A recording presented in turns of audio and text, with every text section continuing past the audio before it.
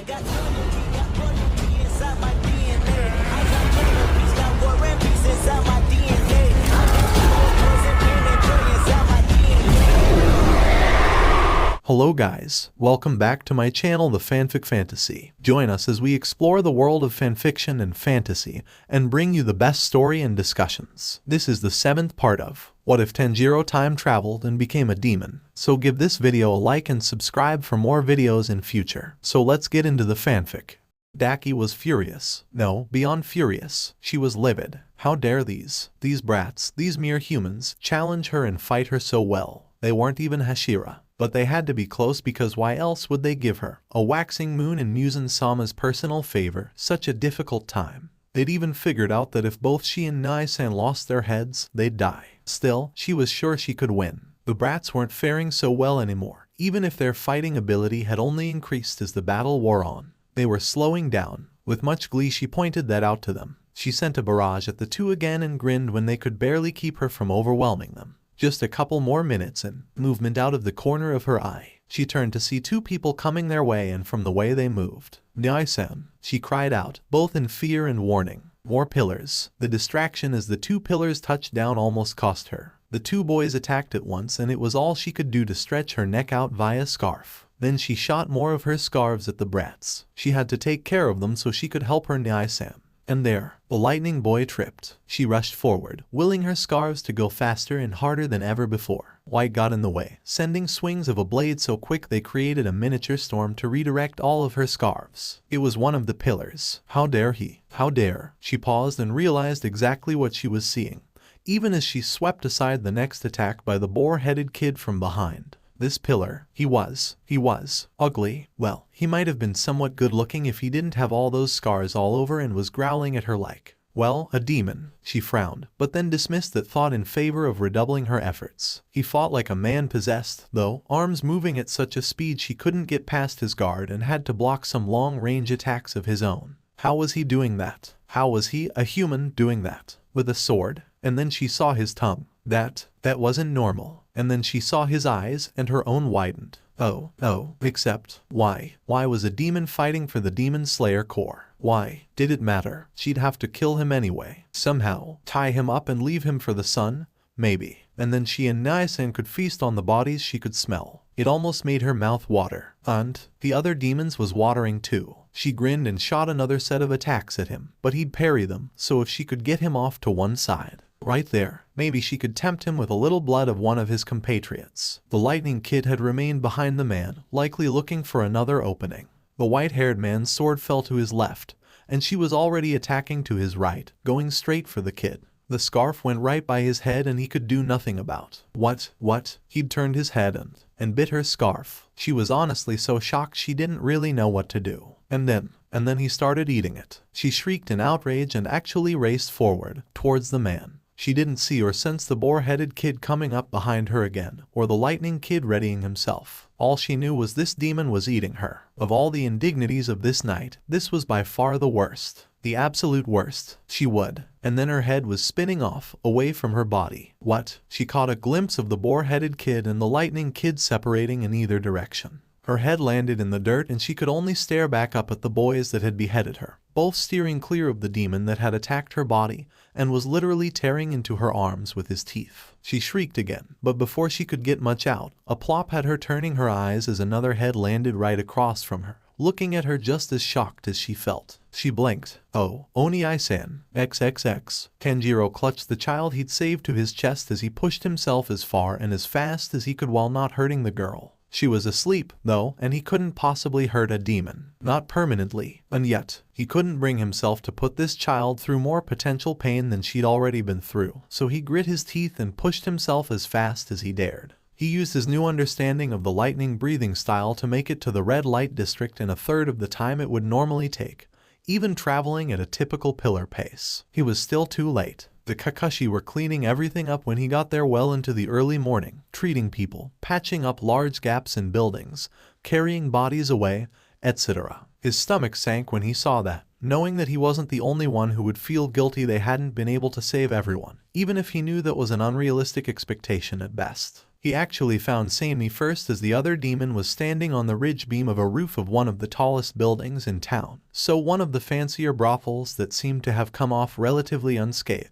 Sammy, he said as he leapt up to the ridge beam himself. The wind pillar looked back at Tanjiro and he knew something had happened. He could sense the other man's disappointment and self-directed anger. "What's wrong? What are you doing here?" the wind pillar asked right back, causing Tanjiro to pause. The time traveler frowned. "I got a message from my sister." Sammy's now slitted eyes narrowed for a second, but then he snorted and turned to look back out over the city without commenting further. Part of Tanjiro wanted to laugh because some things never changed, like the wind pillar's grumpiness, but how he expressed it apparently did. He honestly would have expected Sammy to yell at him right now. The fact that he hadn't only reinforced his idea that something had happened. Kamado, a low voice from behind, had him turning around to see Iguro on the roof tiles. He must have still been recovering from the battle because he looked a little winded. "Iguro-san," he acknowledged. "What happened?" The man just cocked his head to one side, petting his snake. "She said you'd come." Tanjiro blinked. "She? Nezuko? Where is she? Is she okay?" The blindfold he wore slipped a little, so he reached up and pulled it down all the way, leaving it hanging around his neck awkwardly. He didn't care. Iguro glanced at Sammy and the sun pillar followed his gaze. The white-haired demon kept his eyes firmly on the lightening horizon and waved his hand at the two of them, telling them to go on. "I'm fine." Tanjiro didn't think he was, but the man also didn't seem to be dying. Nor did he seem that hungry from what the time traveler could sense. "Oh, why yeah," Tanjiro said. "Let's go, Iguro-san." "This way," the snake pillar said, but paused to cough wetly. That didn't sound good. Was the man injured? They jumped from roof to roof, Tanjiro still carrying the limp form of Kimiko over his back. "Who did he eat?" he asked the older pillar softly when he was far enough away that Sammy wouldn't overhear him. Iguro-san snorted. "The demon he was fighting." "Oh," Tanjiro blinked, and he realized the only demons he knew of in the vicinity were. "He ate Daki and Jutaro." The serpent pillar stopped on the roof he'd just been about to leap off of and looked back at his fellow pillar. "Of course you'd know everything about them." "Well, yeah, I infiltrated the waxing moons. Of course I knew them. They were killed, right?" The man snorted. "Yes." He went to jump to the next roof but stumbled and fell to the ground coughing again. "Iguro-san," Tanjiro yelled, rushing forward. "I've come to get you to burn out some pois." Before he could finish, the coughing continued, cutting off what he'd been about to say. Tanjiro couldn't see the man's mouth, but he could see the red staining the inside of the scarf he wore. The time traveler's eyes widened. "You fought Jutaro. What of it?" the serpent pillar asked angrily, his voice hoarse. "Why didn't you say so?" Tanjiro practically shrieked. He shifted Kimiko on his back and scratched his palm with his claw. Demon blood art, palm fire. Before the older man could do anything else, Tanjiro had his hand out and Iguro's form was enveloped in flames. The older man's eyes widened and his snake twisted even more tightly around his neck, but he didn't say anything otherwise. The time traveler, on the other hand, was kicking himself for not noticing the serpent pillar's sickly pallor, or the darkness under his eyes, or how his breath came out shallow and pained. Only a couple of seconds later, he had already begun to breathe easier, but Tanjiro kept the fire going until he could sense nothing of what he'd been burning away. "There," he said with a smile. "That should help." "Yeah," Iguro said. He looked up at Tanjiro, then looked away. "Thanks," he muttered. "No problem." Tanjiro grinned, relieved. He went back to making sure Kimiko was secure. "What's with the girl?" the older pillar asked, nodding to the child sleeping on Tanjiro's shoulder. "Oh, this is Kimiko." He glanced over, his eyes softening sadly when he saw her green hair. "She was a demon chasing down a human. I couldn't bring myself to kill her or try to cleanse her and potentially torture her to death, so..." He trailed off, not liking having to admit the only other option allowed. He expected some pushback or pained reaction from the serpent pillar. Thankfully, he said nothing. Instead, he studied Tanjiro and the girl for a second, then said, "HMPH," and turned. "This way." They continued on for another couple of streets before Iguro dropped to the ground of an alleyway and led Tanjiro up to a sliding shoji door that looked more or less like every other sliding shoji door in the area. The neighborhood seemed rather run down and poor, especially compared to the lavish, over-the-top decorations of the part of the district they'd just come from. Tanjiro was glad to be away from it, though. He'd never much cared for gaudy. Inside, they found a small receiving room. Tanjiro removed his shoes after Iguro did. Then the younger followed the elder over the worn tatami mats and into the next room where they found several people laid out and being tended to. mainly by women, all with hairstyles that denoted they were from one of the brothels, perhaps rescued from Daki's sashes. He hoped so. Those on the ground included Yuzui with his 3 wives curled up next to him, sleeping, Zenitsu, and Inosuke.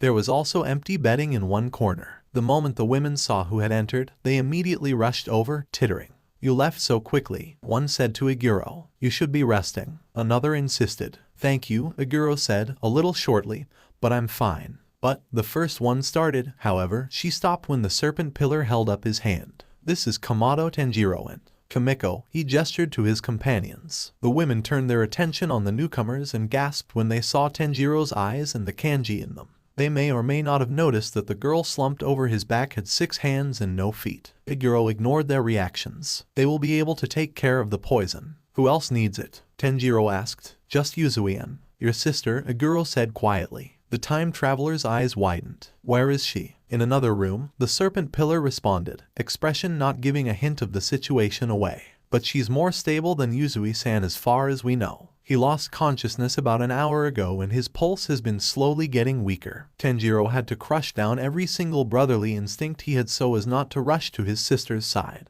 Instead, he forced himself to nod. He'd have to take Iguro's word for it, and he would. So he knelt down by Yuzui's side. His wives had already woken and were staring at him warily. He could see cuts, scrapes and bruises on them, as well as Hinatsuru's sickly pallor. Right, she'd drunk poison to fake a sickness to get away from Daki's scrutiny. Maybe he could burn that out of her too. "He'll help," Iguro said calmly, reassuring the women. That surprised Tanjiro a little, but he sent the man a grateful smile before turning back to the prone form before him. At least he hadn't lost his arm this time. Taking a breath, Tanjiro scratched his palm again. Demon blood art, palm fire. Several gasps sounded and everyone not in the know backed away in fear. Tanjiro ignored them, focusing on the poison he could somehow sense. Maybe there was something to that. He filed that thought away and continued to burn it away. A tenseness in Yuzui melted away and his breathing eased as the purple, bruise-like marks Jutaro's poison created faded away. After a couple of minutes, Tanjiro felt nothing else and then moved his fire to Hinatsuru. She yelped, but after a moment, she also relaxed, albeit with a wary look on her face. That hurt more than he thought it should. He'd stayed in touch with the shinobi in his first life and had considered them pretty close friends. Like with everything else, though, he pushed it aside for later. He had a job to do. Just a couple of seconds was all it took to get the poison out of Hinatsuru's system and he let the fire fall. Silence blanketed the room for several seconds after that. Then Suma let out a loud wail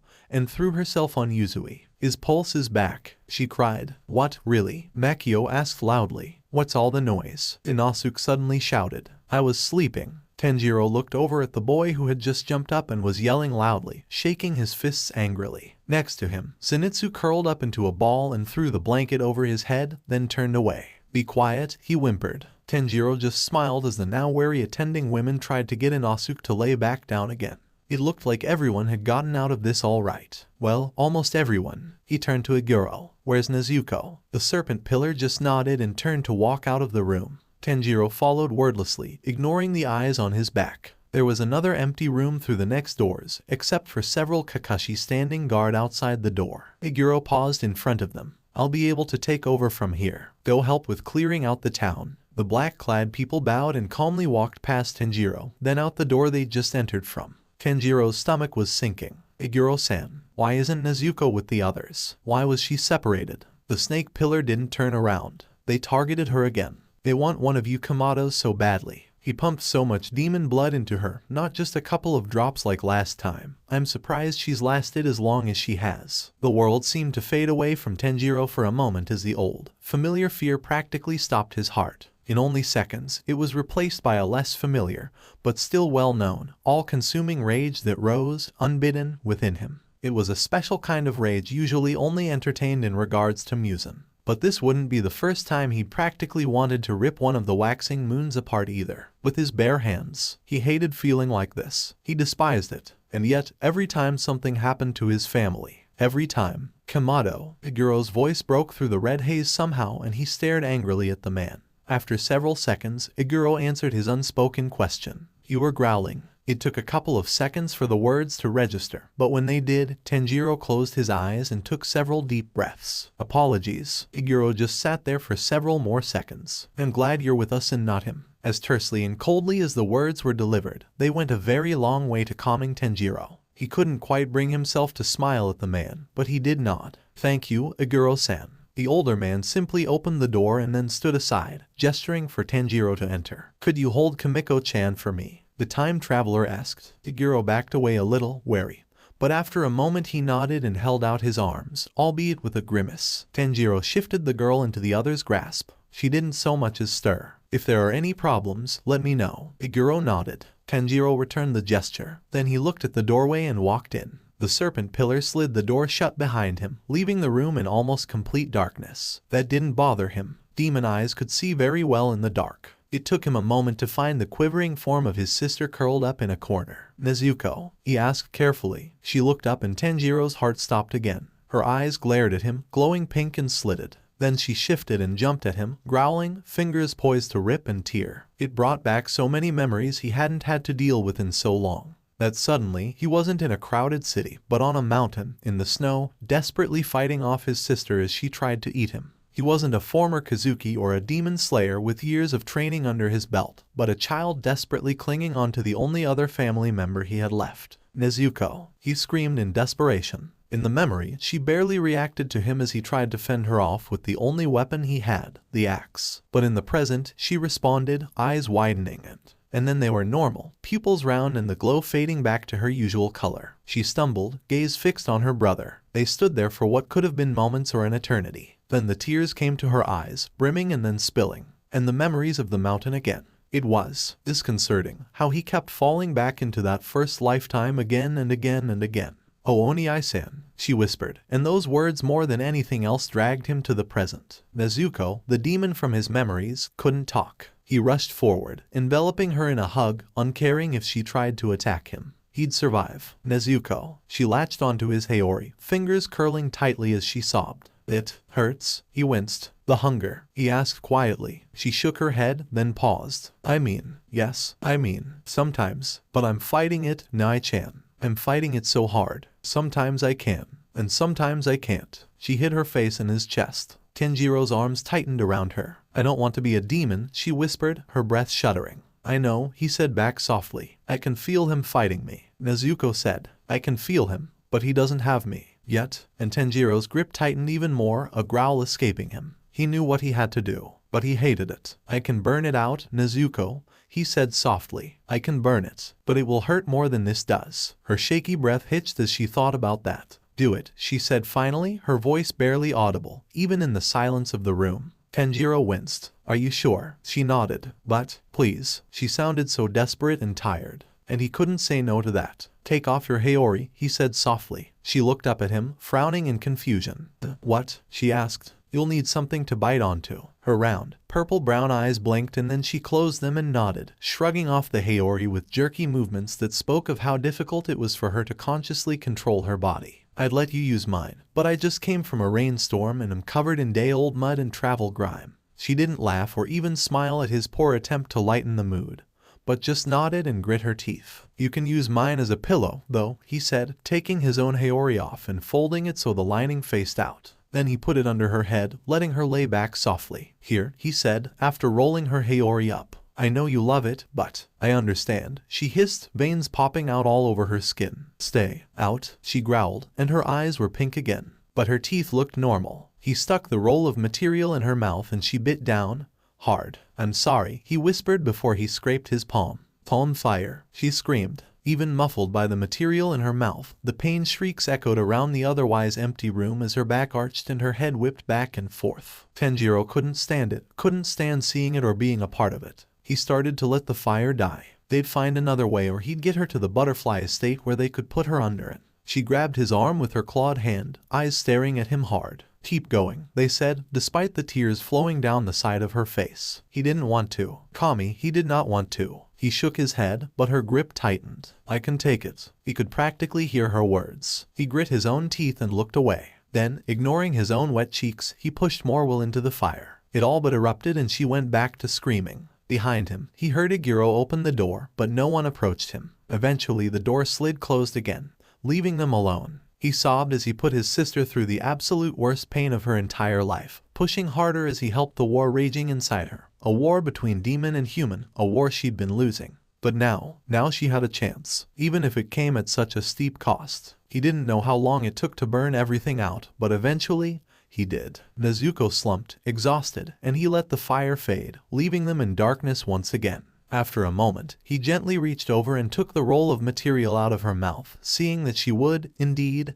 have to repair it. He winced, but then shook his head. That was a small price to pay. Oni-san, she whispered, her voice harsh and pained, but also relieved. Then she sighed. Thank you. He leaned down, touching his forehead to hers. You're so amazing, Nezuko. She huffed what was likely meant to be a giggle, but she obviously didn't have enough energy to really deliver it. I'll sleep now. Okay, he said as her eyes closed. Once her breathing had settled into a rhythm, not minutes later, he brushed the sweaty hair out of her face. His brave, amazing little sister. One day he hoped he could be as strong as her. Eventually, he stood and walked over to the door, sliding it open. He didn't know how he looked, but from the expression on Agiro's face, he could guess it wasn't good. She'll be fine, he said. Well, he hoped. That was all he could do for the moment. Agiro nodded, looking relieved himself. We have to leave, though. The serpent pillar frowned with just his eyes and Tanjiro explained. Muzan is a coward and evil, but he isn't stupid. He knows Nezuko was here. He knows she was fighting him in the transformation. He knows she was losing.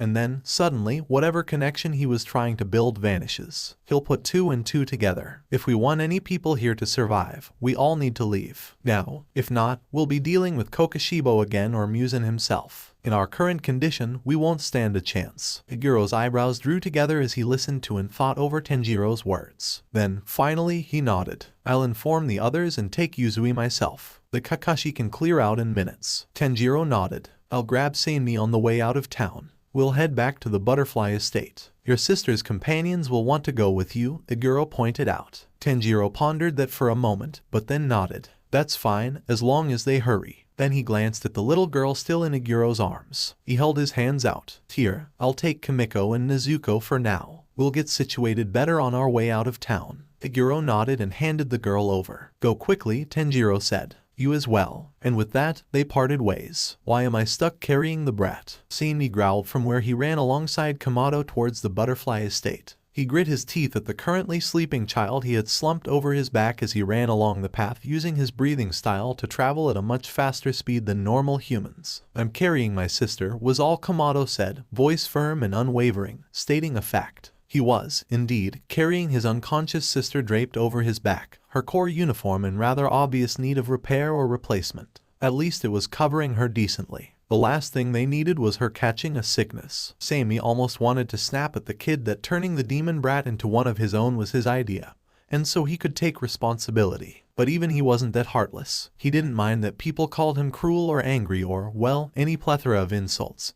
But that didn't mean he was. At least not completely. Fine, but do we have to match their speed? The white-haired demon asked, glancing back with another glare over his shoulder at the 2 trailing demon slayers of. Well, Sanmi didn't know what rank they were, but it was frustrating to match their pace when both he and Kamado could go so much faster. He wanted to get to the butterfly estate as soon as possible, because the sooner he got there, the sooner he could ignore everyone. Lock himself in the basement and revel in not having to smell humans or demons or anything else his body wanted him to eat. Yes, was all Kamado said, in the same tone as before. Who put you in charge of everything? Sanmi growled. He didn't like the fact that the kid had been giving out all of the order when Sanmi had been a pillar longer. He knew how to lead and make decisions, and I don't want to leave them behind in case Muzan or Kokushibo show up, Kamado said, turning his head to look at his fellow demon. Do you wish to go ahead on your own? He asked it pointedly and Sanmi couldn't help but bristle a little. But he also couldn't answer with a positive seeing as Sanmi didn't trust himself around either humans or demons at the moment.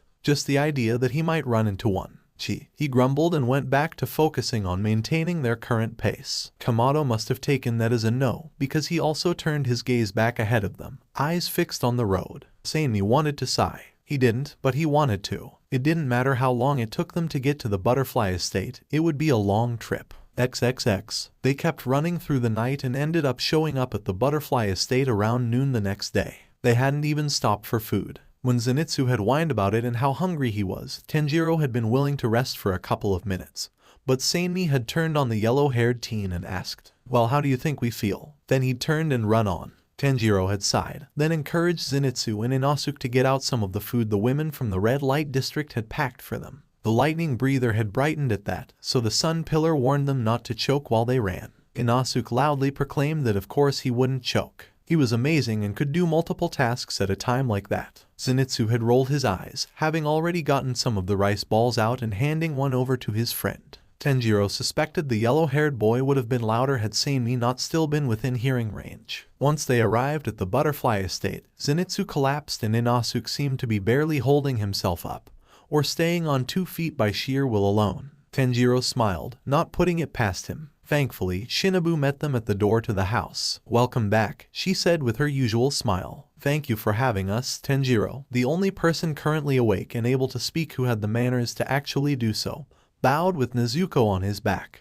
Then he stood. "I have several things to report. First, my sister. She needs someone to look over her immediately. Second, Kimiko-chan, there is a demon." "My demon?" He looked down, blushing in shame. "Both she and Sanmi-san need to sleep." He pointed at the pair of demons standing behind him. Kimiko hadn't woken the entire trip. Shinobu's face flashed through sorrow and then rage before settling back into her smile, except with a mischievous glint in her eye. "Oh, Shinazugawa-san. You look so adorable, carrying your kohai like that. So cute." If he'd somehow obtained the blood art to kill someone with looks, Shinobu would have been very, very dead. Thankfully, he hadn't, and Shinobu just looked amused. "Not even yelling at me." "Why, you've changed," she pressed. Tanjiro sensed a flash of pain from Sanmi at that, and the taller demon looked away, seeming about ready to run or fight. Shinobu, thankfully, seemed to realize she'd gone too far as she backed off and turned back to Tanjiro. "Is there anything else?" He nodded. "Yes, there may be several women showing up in a couple days' time. We had to hurry here to get away from Muzan as he would have targeted us, but the traveling women should be under his radar. Even in the large groups they split themselves into. Kakashi are currently with them, but we may want to send someone back to help them once we know the danger has passed." The insect pillar blinked in surprise. "Women?" she asked. Tanjiro nodded. Daki almost exclusively ate women. Part of that may have been where she worked. I doubt she had any problems eating men.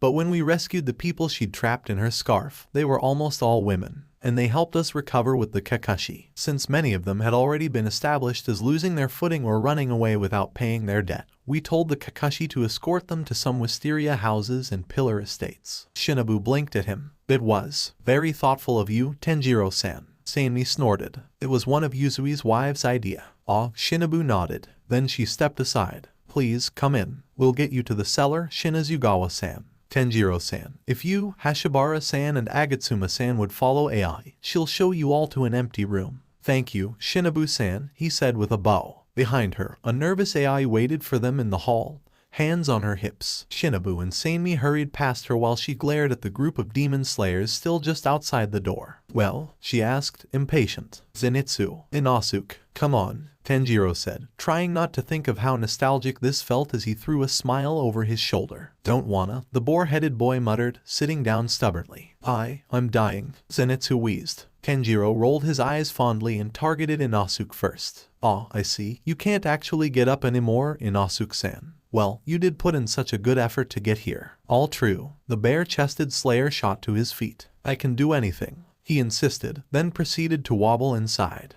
He really had pushed himself. "Gee, go on without me," Zenitsu said, reaching with a shaking hand up to Tanjiro. The red-eyed boy just blinked. "You don't want to go with me and Nezuko-chan?" Zenitsu froze, eyes widening and obviously focusing on Nezuko, still asleep on Tanjiro's shoulder. For a couple of seconds, he looked torn, but then he too shot to his feet. "Of course, I will follow Nezuko-chan anywhere she says I." Then he shrieked. Oh. In the end, he sort of stumbled down the hall behind AI too, but in front of Tanjiro. He pushed them to hurry despite knowing how much pain they must be in. His sister's health was on the line. AI got them to a patient room quickly. Inosuke and Zenitsu were put into one room, and then informed that Nezuko would be next door, but they could not visit her without express permission, on pain of her informing Shinobu-san. Needless to say, the boys both meekly complied and went to their beds to rest in relative quiet. Tanjiro heard all of this from next door as he'd been told to lay Nezuko down on one of the beds in there. He did so as carefully as he could, making sure she would be as comfortable as possible once she woke. For several seconds, he just sat there, listening to the commotion going on next door as he watched his sleeping sister. Then he bent forward and put his head in his hands. This had all brought back so many memories. Ones of demonic Nezuko attacking him, of his useless self at the very beginning, of him carrying her sleeping form on his back for days at a time. He hadn't seen her like that for well over 50 loops and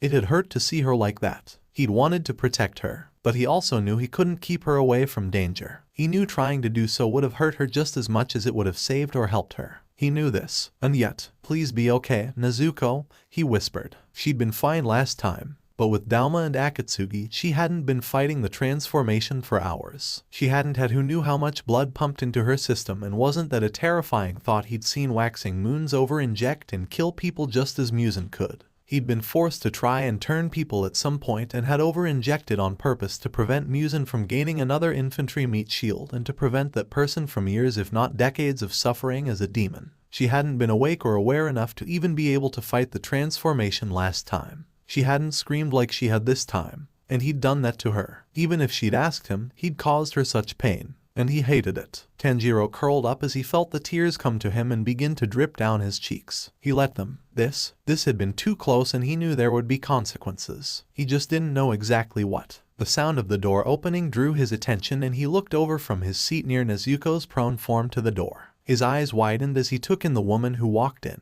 She'd frozen mid-step on seeing him. "Kaio-san," he said, standing up. She just stood there, blinking for several seconds. "I am seeing a waxing moon cry," she said as if she couldn't wrap her mind around that. To be fair, he knew the waxing moons and why that might be difficult for her. He quickly wiped his tears away and plastered on a smile. More blinking, and not one of his anymore, he emphasized. She stared for a couple of seconds longer before realization came to her face. Right. Then she bowed. "Forgive my insensitive comment." Tanjiro felt his smile soften. "It's fine. What did you need?" Kaio-san stood, a pained smile on her own face. "I have decided to remain here and serve in whatever capacity I can. Currently, I was asked to change the patient in here from her current clothes to a sleeping yukata." It was the time traveler's turn to blink. He finally said, nodding and straightening up. "Then I'll let you do that." He rushed past her and opened the door, pausing for a moment before he stepped out.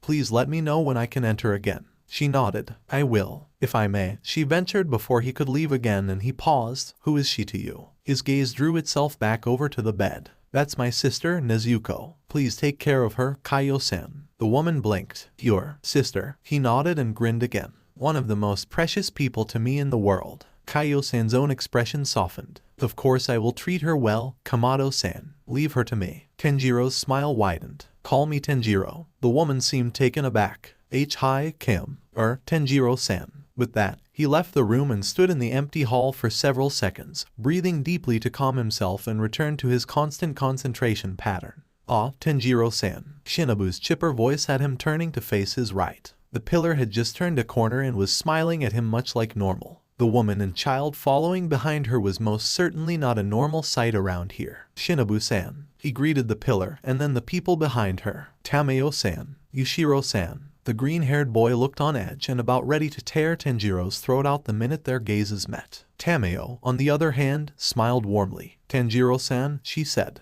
"It is good to meet again." "It is," he agreed happily. Then he seemed to realize something and slumped in relief. "You're here to look at Nezuko." Tameo nodded. "With Kacho-san's help," she said, nodding to the insect pillar. "We have learned a great deal about many things pertaining to demons since I arrived, and we compared notes." Tanjiro beamed. He couldn't help it. "Does that mean you'll have the cure soon?" The demon woman nodded, as did Shinobu-san.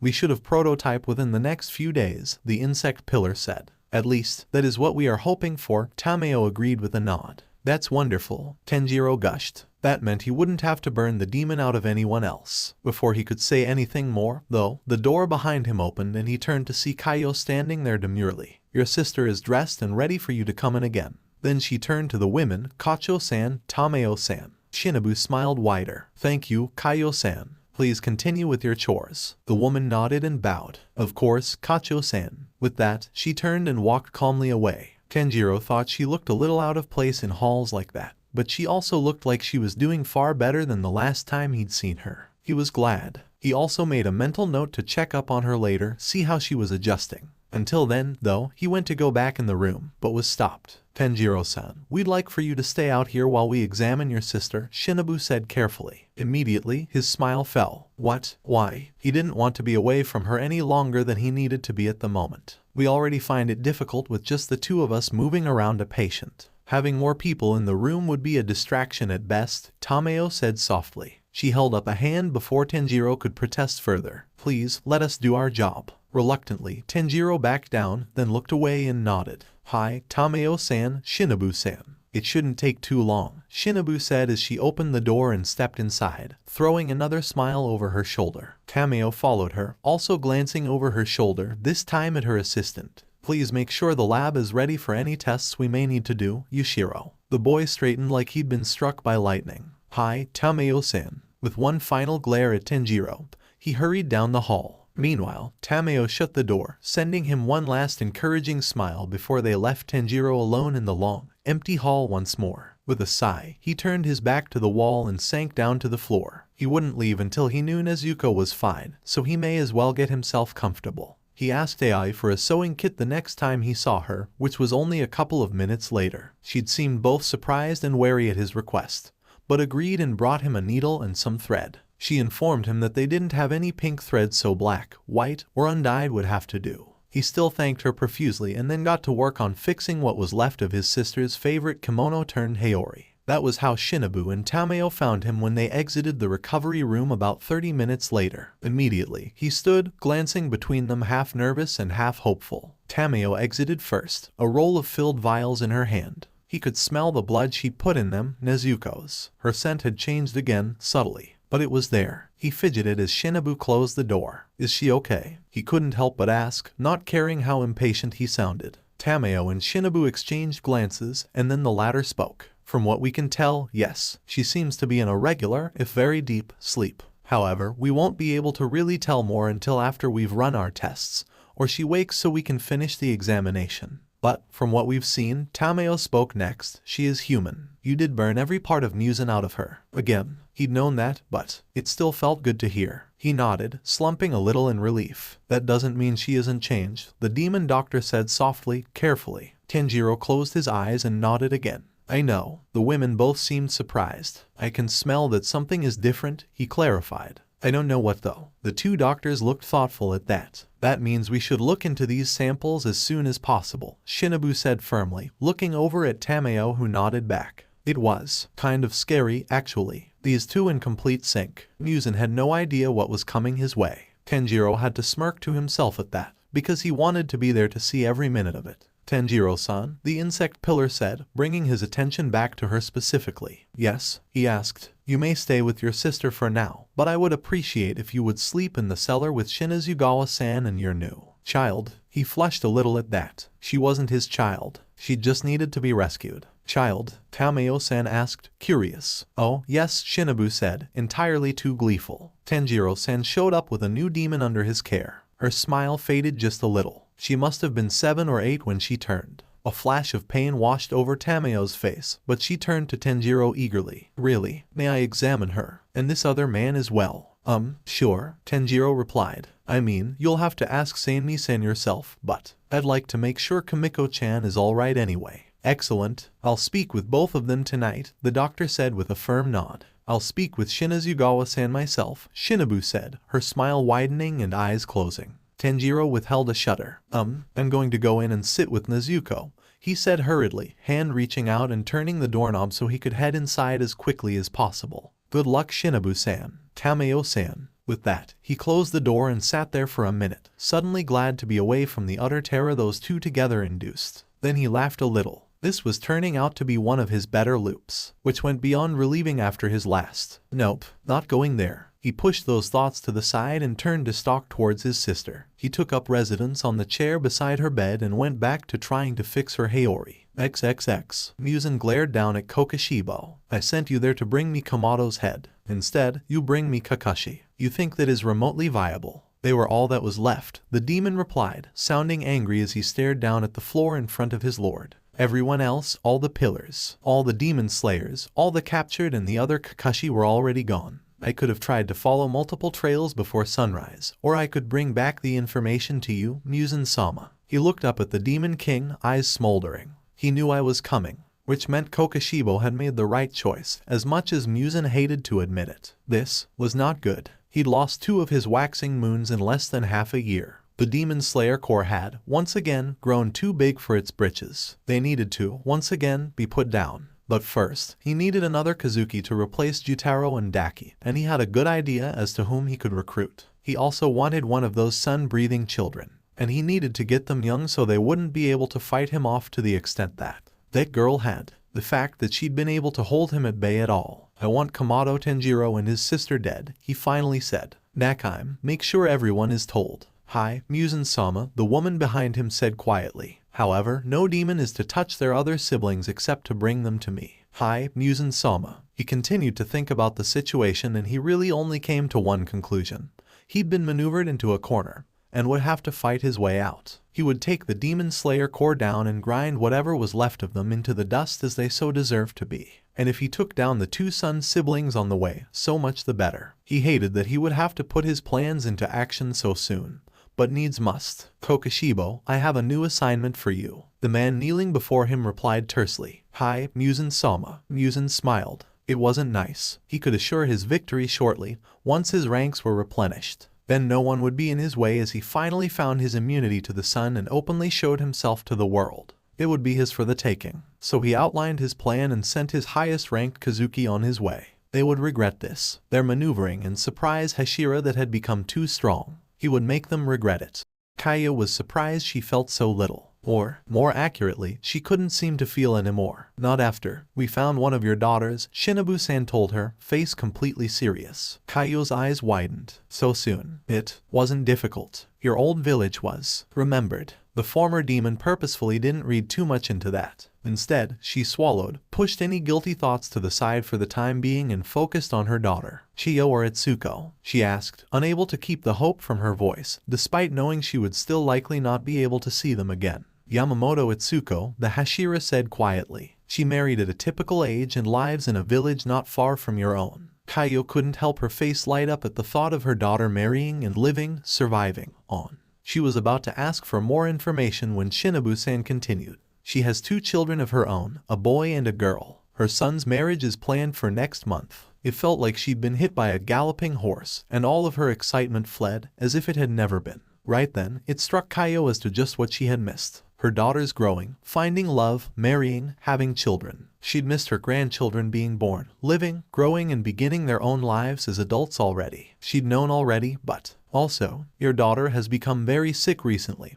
with, from what the Kakashi could gather, sharp pains in the side of her chest. It is, apparently, spreading. Kaiyo closed her eyes at the familiar description, not wanting to take anything more in. I see, was all she could get out. It was too much, she'd missed too much, and there was nothing she could do about it. Part of her wanted to ask Kamado-san if he had a solution. See, would he change Itsuko into a demon, and then burn it out again? That should heal her, right? It had certainly healed Kaiyo. But would that be worth it? Demons were unnatural at best and the kind of pain her body had gone through. But could she just leave her daughter to that fate? To the same sickness that had driven Itsuko's parents to such desperation to find any cure they could. Even now, she marveled at how free and open her body felt. What could she even say to ask someone to turn her daughter into a demon? Even to save her life. Would it be worth it? She wasn't sure. Thank you, was all she could say, and she meant it, but she needed time. That had been over a week ago and Kaiyo hadn't had the presence to really speak about it. They were still searching for Chiyo, apparently, and she was grateful, but Itsuko had been the younger of her 2 daughters. Chiyo likely had a family of her own too, and maybe more children married.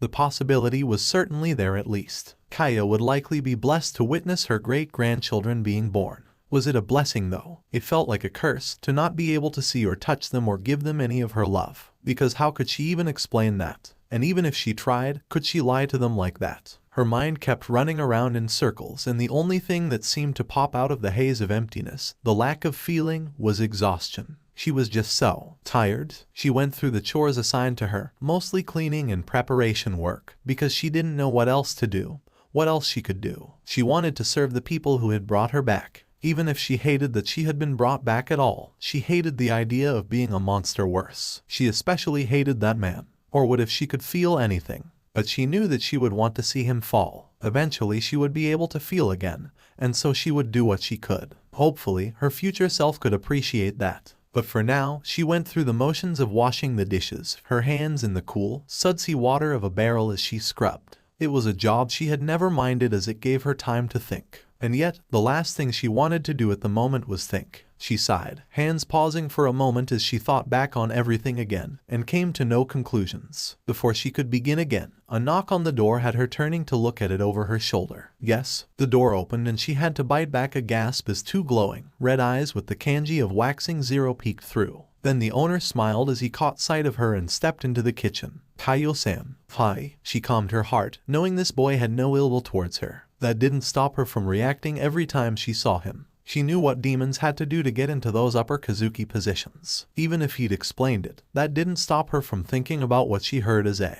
She quickly shoved that thought aside and straightened, bowing respectfully to the boy. Is he really a boy? How old is he? Shush Kaio, do not go down that road either. Kamado-san, did I tell you to call me Tanjiro? He asked, frowning. Then he seemed to shake it off. Well, if I didn't, I give you permission now. Honestly, Kaio couldn't remember either, but the idea of calling the extremely powerful former Waxing Moon by his personal name didn't exactly fill her with comfort. Still, it would be less comfortable to make him angry. She didn't think he would hurt her now, but those instincts still screamed at her, no matter how she tried to silence them. Apparently, it would take more time to unlearn those habits. She didn't like that thought at all. Tanjiro-san, she said softly. He grinned. With those teeth, it didn't make her feel better. Well, okay, maybe a little, because it also shone of pure sunshine. This boy was a walking contradiction. What can I do for you? She asked, deciding to get to the point of his visit. Oh, well, Nezuko woke up. He was still beaming at her. It was only for a minute or two,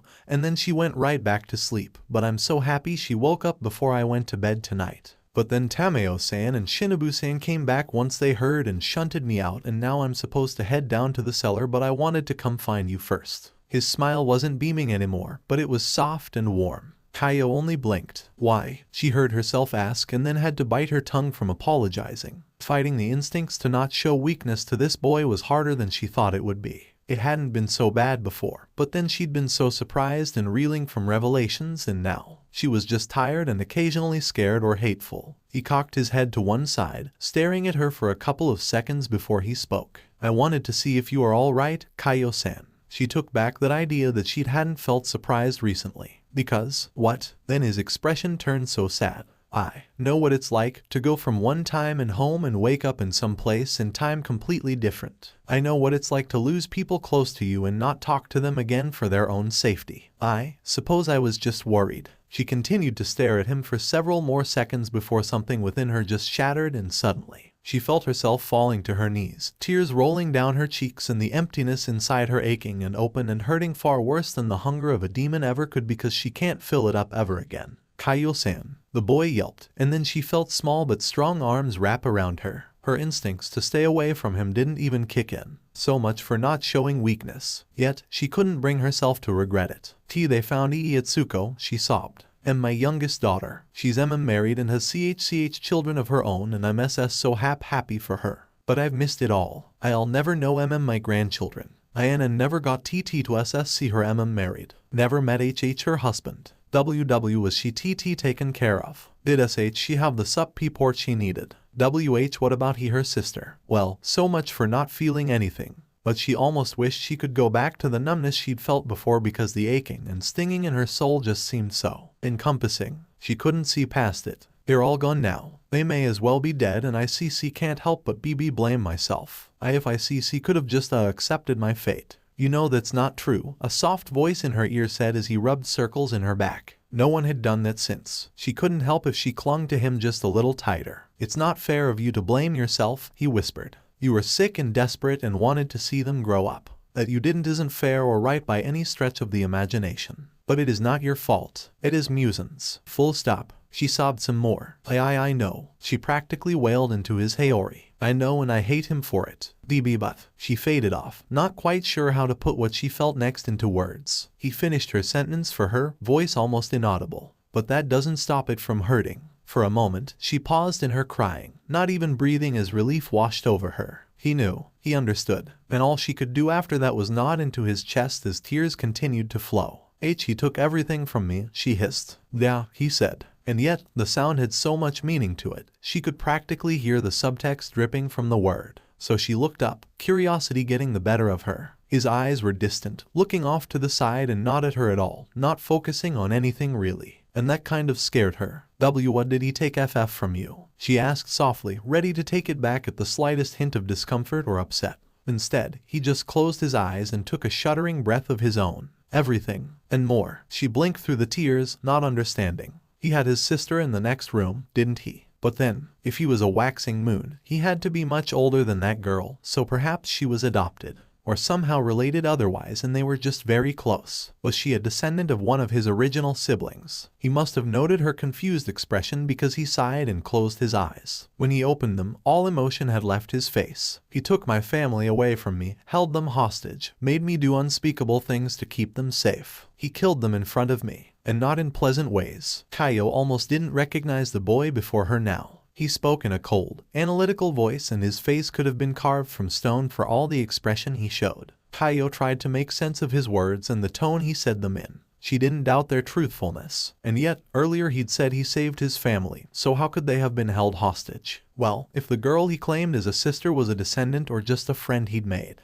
had his original family been taken by that man? Killed, most likely. This poor boy. I hate that he did that, he continued, his voice harsh and grating. So much, but, more than that, I hate what he's turned me into. He fell silent for a minute and Kaio nodded in understanding because being a demon. Well, there was a reason she didn't like to think back on that time of her life. Not a demon, he said suddenly, surprising her again. She blinked, having been completely thrown off again. I mean, I hate that too. I don't want to be a demon, but I can deal with it. I've lived with it for so long it's almost second nature to me now and I can handle it, even if I despise doing so. No, I hate what he's done to me. Kaio frowned, still blinking. I don't understand. Because if he wasn't talking about becoming a demon, then what was he talking about? I haven't been truly happy in a while, he whispered, and that sounded like something he hadn't really told anyone. It felt heavy and fragile and Kaio wasn't quite sure what to do with that. So she kept quiet and let the boy continue. I mean, it's not like I don't feel what I project, but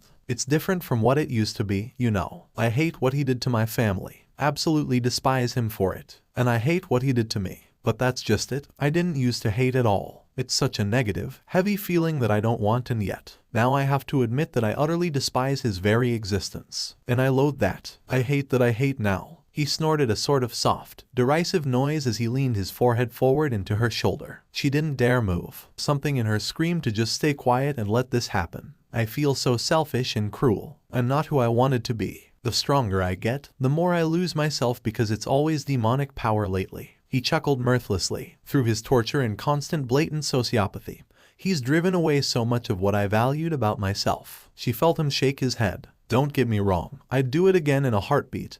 And have, even, to save my family. I will never regret saving them. But, to save them and make sure they continue to live long, happy lives, he has to die. And I look forward to it. I dream of it. It has become such a motivation to me. I have become something truly despicable to defeat him. And I hate him for it, almost as much as I hate myself. She could almost hear the thought from him and her heart went out to him because that she could definitely understand. He sighed. That is why I hate him most these days. And for a moment, Kaio didn't see the Kazuki in this boy at all. The only thing she saw was a lost child who had to grow up too fast. She saw someone in pain, like her, and so she did what she likely shouldn't do, and reached up to hug him. His body shuddered under her hands and she clutched him tighter. It wasn't comfortable. Her neck and arms hurt from how they were stretched and angled. But it was worth it, she thought, because he curled in a little tighter. And I'm still being selfish, he whispered. I came to comfort you and then. Silly boy, she said softly, still feeling as if she would burst back into tears at any moment.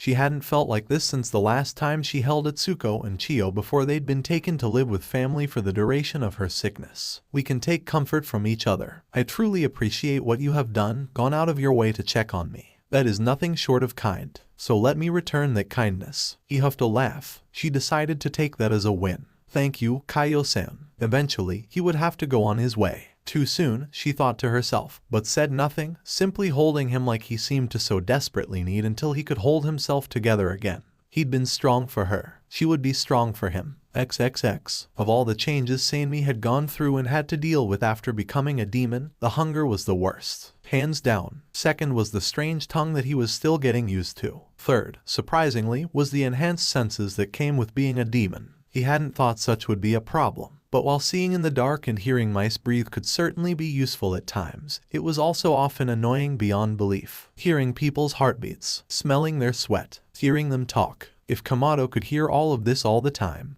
how was he still sane? It almost felt like yet another punishment to Sanmi. He pushed his senses to greater heights as a human, only for them to be outright maddening as a demon. He'd purposefully taken the cell farthest from the two new demons, Tameo and Yushiro. They smelled different from normal demons, less appealing, but he doubted that would matter to his stomach. So he'd taken the sleeping brat and put her in the cell across from his. Then he'd commandeered a futon and some blankets and tried to sleep. It was funny, he realized not much later, that he'd never had a problem sleeping before, especially not as a demon. But now, as he lay there trying to ignore the burning ache in his stomach, he couldn't seem to fall asleep. A lot of that had to be the short, quiet conversations as the demon doctor ran her tests, and instructed her assistant when she needed him to do something. The clanking of glass and wood and metal against each other, the knowledge that unknown demons, no matter how they'd been vetted, were just down the stone hallway combined with his once again growing hunger just. He felt his fingers curl and relax, the claws there now expanding and contracting with the motions. He both hated and enjoyed the sensation for reasons he couldn't begin to guess at. He didn't know how long he'd laid there, but it felt like years, decades, by this point.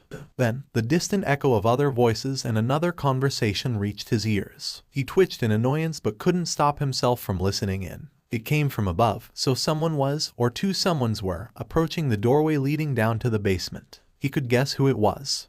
"We'll happily speak with both of you tomorrow. Tanjiro-san, after Tameo-san and I have both finished running our tests.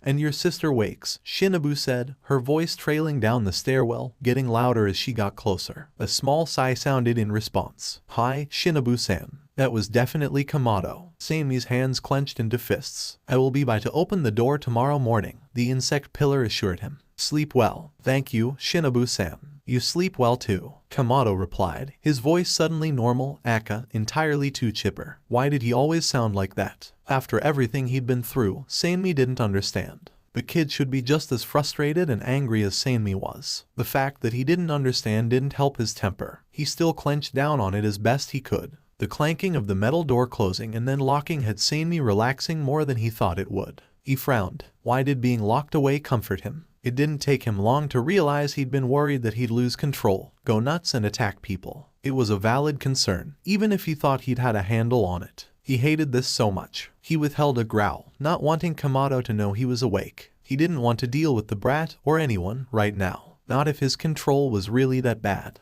Thankfully, the boys' footsteps retreated once they reached the ground of the basement, heading away from Sanmi and towards the demon doctor. The wind pillar let out the breath he'd been holding. If he were lucky, maybe he'd be able to get to sleep now that he didn't have to worry about actually hurting any humans. "Tameo-san," Kamado greeted, simultaneously destroying that notion. "Leave her alone," the green-haired brat hissed, getting on Sanmi's nerves far more than the red-eyed kid ever could. "Can't you see she's busy?" "Yushiro." "Yes, ma'am." Sanmi pulled the blanket up over his head in embarrassment. He didn't want to hear this. It was just no. The blanket wouldn't help him tune them out, but it felt like more of a barrier between him and them, even if he knew it really wasn't. He felt childish, hiding like that, but he couldn't bring himself to care right now. Not when he was getting desperate to sleep and escape the ever-present, proverbial hole in his gut. "What do you need, Tanjiro-san?" The doctor's calm voice drifted down the damp hallway, sounding pleasant and pleased. "Well, the time traveler started. I was just curious about Nezuko, is all." Sanmi could practically hear the woman smile in response and rolled his eyes. "I believe Shinobu-san is correct. We should discuss it with her tomorrow." A pause. The kid must have made a face because the doctor spoke again,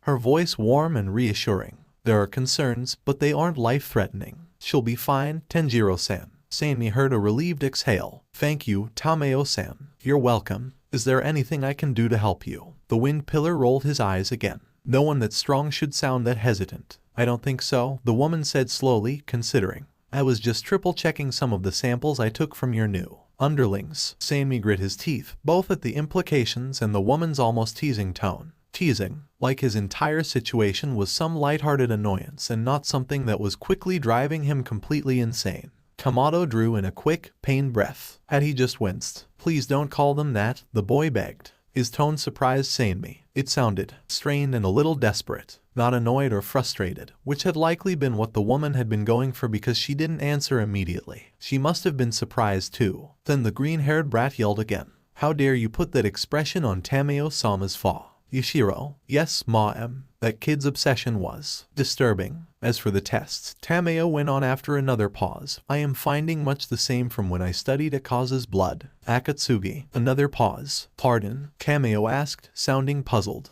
Muzan gave him that name, Kamado explained, sounding tired. His original name was Hakuji, but he didn't want to go by that name. For his own reasons, so he chose the name Akatsugi. More silence. I see, the doctor finally responded, sounding thoughtful. Very well. But in any case, he seems to have far more demon cells in his blood than either of your other two. She faded off, not seeming to know what to call Sanmi and Kimiko. Subordinates, she finally ventured. The wind pillar could practically hear Kamado cringe at that. He wanted to tear down the hall and yell that he was no one's subordinate, or at least not his. But the inevitable resulting conversation would likely end with Sanmi attacking them with the intent to eat. Yeah, not happening. She could think what she wanted. Didn't make her right. He focused his eyesight back on the wall he could see through a gap in the blanket. It was rough, with obvious indents where someone had chiseled the stone away. Must have taken months to create this place. I definitely gave Sanmi more blood than Akatsugi got from a couple of bites of my flesh, the kid said with what sounded like a shudder. Sanmi frowned. Shouldn't they be talking about this to his face too? This was why he didn't like people, let alone demons who were 20 times worse. Tameo said. I suppose that your cells converted Muzans, and since Akatsugi was a waxing moon, that could explain it. Although to verify I'd have to have more samples to confirm it. Another pause. I assure you I am not suggesting you turn anyone, Tanjiro-san. I am merely stating facts and theories. Good, she better be. Before he could think on it more, she continued. That theory would also explain why the child has more demon cells than your Hashira friend, since you turned him from a human. Sanmi thought his teeth might break with how hard he gritted them. Did she have to say it aloud? Like that? Yeah, Kamado muttered. He must have looked upset because Tameo spoke softly again, back to being reassuring. You did it to save his life. Doesn't stop me from feeling terrible about it, the kid muttered. Sanmi blinked. Kamado felt badly about it. Really, no one deserves this, the time traveler went on. I was selfish, I guess. I didn't want to explain how I hadn't protected him to his brother. Sanmi really wished he were asleep then. He did not want to think about Genya right then. Or ever. He cursed Kamado in his head before trying to calm down. He didn't want to draw attention to himself at the moment either. A self-depreciating snort drew his attention. Now said brother hates me even more than he would have, Kamado muttered. He was my friend the first time. Another heavy pause. I think you did what you did in the heat of the moment, desperate to save a comrade from dying in front of you. Tameo disagreed. That isn't selfish. Sanmi wasn't entirely sure what he thought about that. He hated being a demon, but he had no problem believing Kamado had just wanted to save his life. Funny that of all things, that was what he had found the most peace regarding. He supposed he really believed in the kid after all. Not that said kid would ever find out. I still feel selfish, Kamado whispered. Tameo sighed. A strangled sound came from the green-haired brat. But thankfully, he said nothing. So, he could learn. Go figure. Why don't you go to bed, Tanjiro-san, Tameo suggested. Yushiro and I will stay here, working, but you look exhausted. Another sigh. Yeah, I'm on a pretty normal sleep schedule again, so if something happens, I'll wake up and stop it pretty fast. I'm glad to hear it. Wait, did she sound relieved? Was she scared of Sanmi?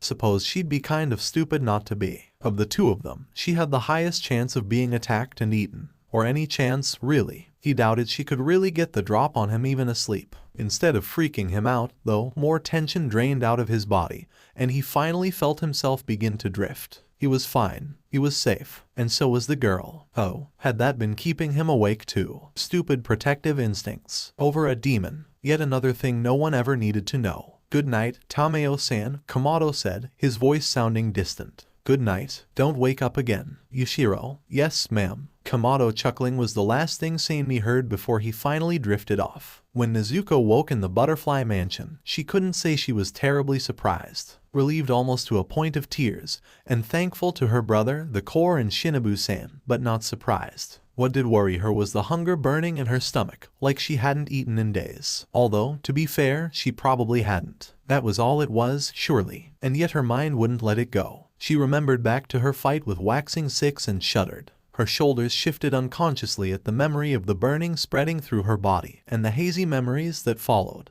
The subsequent hours after the fight felt more like a fever dream that she could only recall parts of. She remembered being helped away from the destruction by one of Yuzui-san's wives, but she also remembered saying something about how she wasn't sure if she could control herself. A haze of old walls and worn tatami mats later, she'd been shut into a dark room and told very firmly not to leave. That had been hard. She knew she'd had to fight to remember herself, and reluctantly recalled a presence trying to ensnare her that she'd had to consciously back away from mentally. She remembered feeling her body change and how she would convince the change to go back to normal, only for another part to shift. Sometimes she could smell other people and sometimes she could hear their heartbeats, but in the end, she'd managed to curl into a corner and refuse to move an inch until Nai-chan had come. And then pain. She'd asked him to do it, but feeling him burn the demonic cells out of her would be a memory she would have to come to terms with, because even now, she felt her pulse speeding up and it was getting hard to breathe. So she made sure she stayed in her rhythm of constant concentration, forcing herself to remain calm.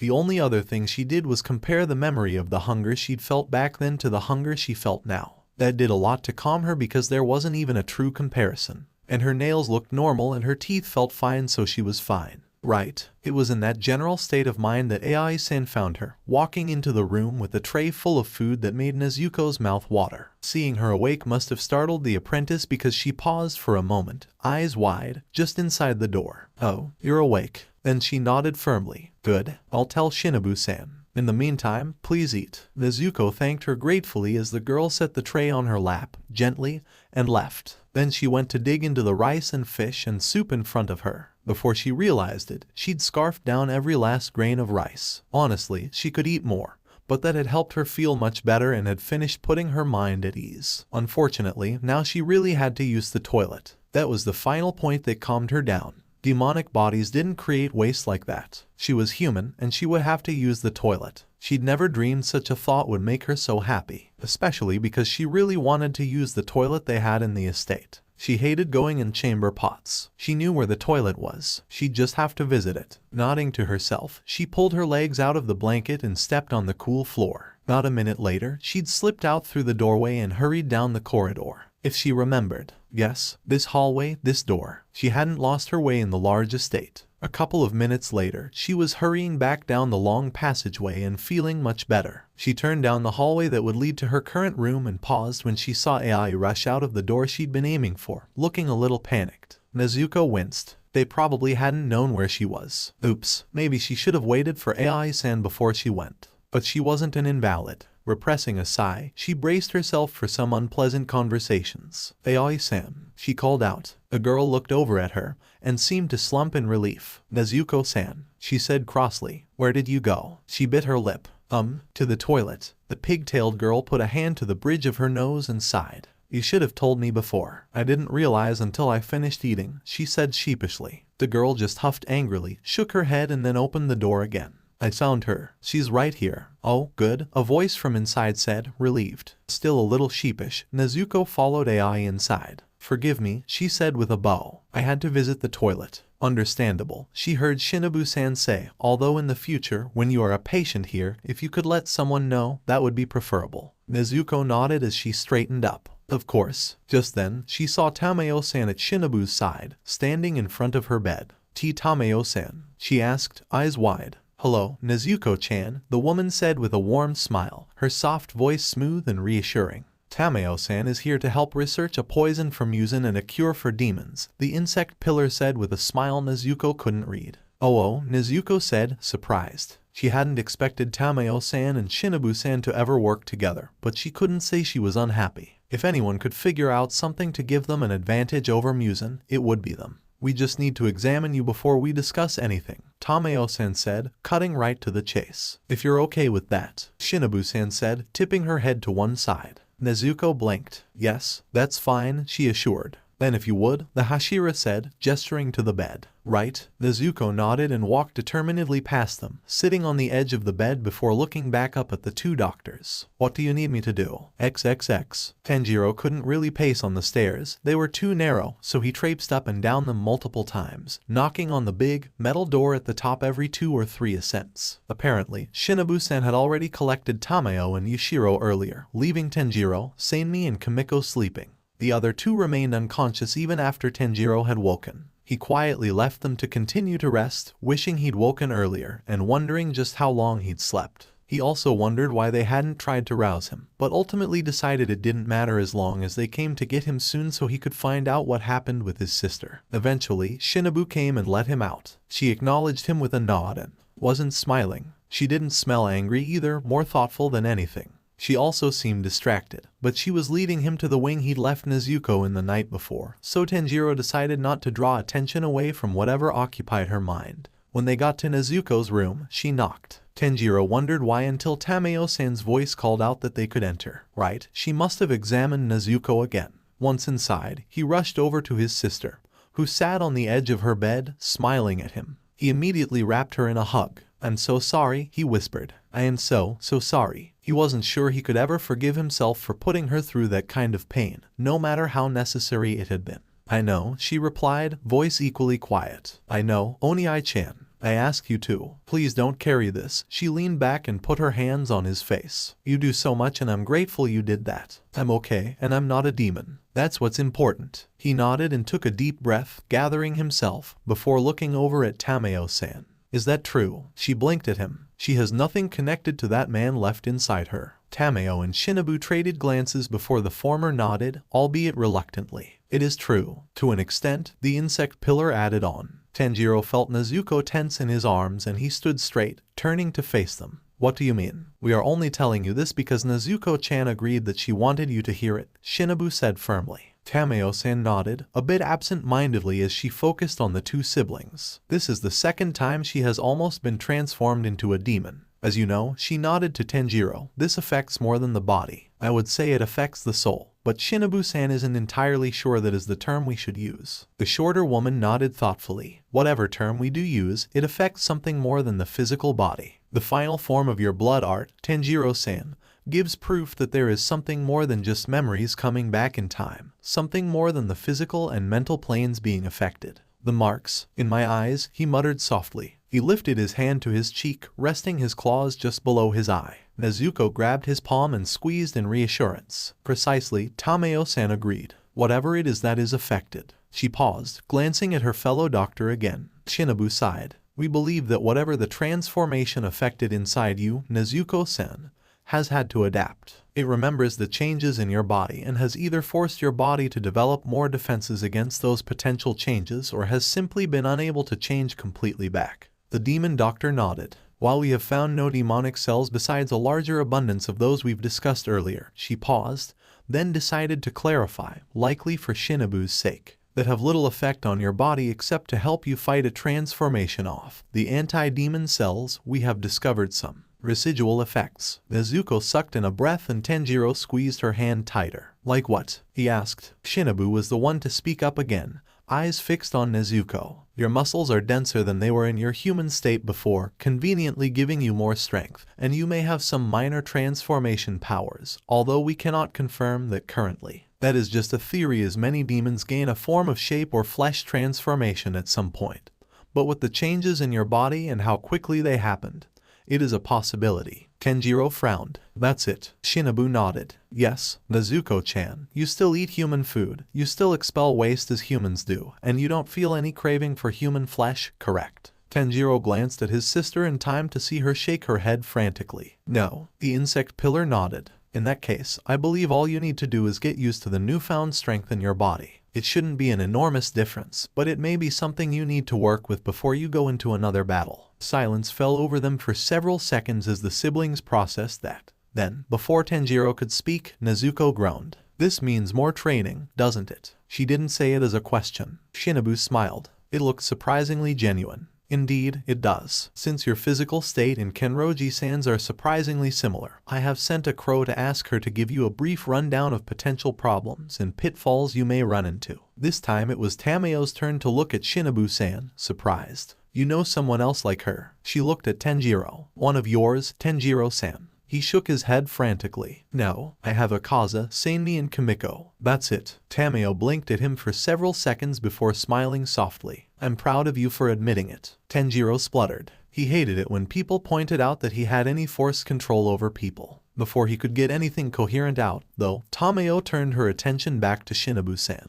So this Kenroji-san is the love Hashira and not someone else. Once she received confirmation from her fellow doctor, she continued, puzzled. What of her, then? I did notice some interesting traits about her when she stayed at my clinic, but I didn't think they were demonic in nature. Shinobu-san shook her head. They're not. She was born human to 2 human parents. Her unusual situation isn't remotely demonic as far as I know. Tamayo frowned, contemplating that. And yet, she glanced at Nezuko. I see your point. She did say her muscles were denser than a normal human, and that her grandmother had a similar condition before she died. The insect pillar looked a little uncomfortable, likely regarding talking about her patients without them there.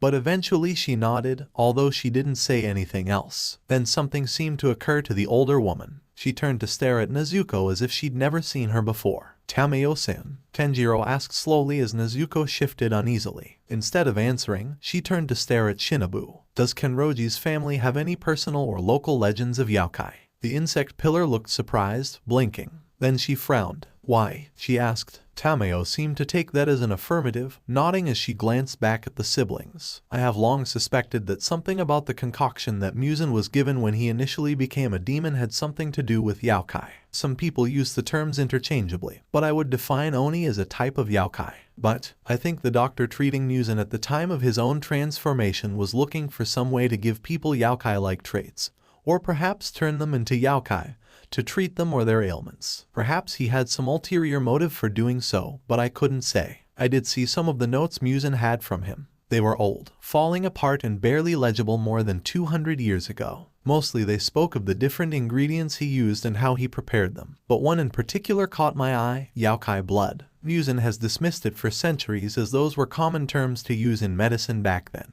but were often some ingredient otherwise deemed socially foul or obscene. In this case he figured it was the blood of a human, or perhaps another large animal. He is positive that the true ingredient he needed to find and study was the blue spider lily. But what if it wasn't? She had the rapt attention of everyone in the room at that point as she continued to work through her thoughts. Red spider lilies symbolize final goodbyes and our connection to those we will never see again, often in death. What if blue spider lilies are a binding agent of some kind, allowing a connection between humans, or the mundane and the supernatural? If that doctor truly had found some kind of yokai blood and knew what he had, or even if he didn't and simply mixed it incorrectly in an experiment of some kind. Or maybe it was the wrong kind of yokai blood to use because that was all he had access to. Either way, I believe that his objective may very well be what we see before us now in you, Nezuko-san, and perhaps in Kenroji-san. You both have unusual hair colors, muscle density and large appetites from what you said, Nezuko-san.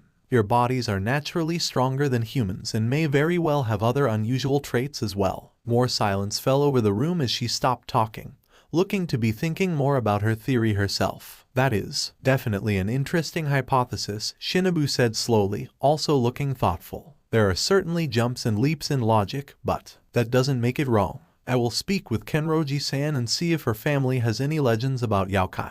Then she turned to the siblings again. In the meanwhile, you have a clean bill of health, Nezuko-chan. You can choose to stay here to train or I can send you back to Urokodaki-san's. Which would you prefer? Nezuko thought about that for a couple of seconds before smiling warmly. As much as I appreciate the offer, Shinobu-san, I don't think I see my family often enough as it is. And I would like to show Urokodaki-sensei my new style. Shinobu didn't seem remotely upset by her answer at all, simply nodding. Very well. I will let Yubayashiki-sama and Urokodaki-san know. As for you, she turned her attention to Tanjiro. I am not entirely sure what to do about the 2 demons currently sleeping in my basement. Do you plan on taking them with you to your next training? You are going to go to Himejima-san, I believe. The older Kamado sibling nodded, even as he winced. The idea of taking a demon child to Himejima-san's place. That would not turn out well. but he couldn't very well leave them here either. Not when Shinobu left so often with only Kanao, Ai, and the triplets to take care of the estate. Neither one of them could stand up to Sanmi if he went on a rampage. He didn't want a potentially dangerous Sanmi traveling with Nezuko either and didn't want to leave Kimiko alone. So where Sanmi went, so would she. Are there still pillars at Yubayashiki-sama's estate? He finally asked, a little sheepishly. Shinobu just stared at him for several seconds before sighing. Since they cannot stay here, I will write Yubayashiki-sama and ask him. If nothing else, he will have an idea of what to do with them. Thank you, Shinobu-san, Tanjiro said, standing and bowing to her earnestly. Tameo nodded along in approval before looking at Nezuko. I would like you to write about anything you find new about your current condition. There should be few real problems, but this is vital information. Can I count on you to do this? Daily if at all possible. Nezuko blinked, but then her face hardened and she nodded. Hi, Tameo-san. The demon doctor smiled. Thank you, Nezuko-san. Well, the insect pillar rose from her seat. I have several letters to write and Tameo-san has some experiments she would like to check up on, I'm sure. The older woman nodded and stood as well. She shot them both a smile before elegantly walking out of the room.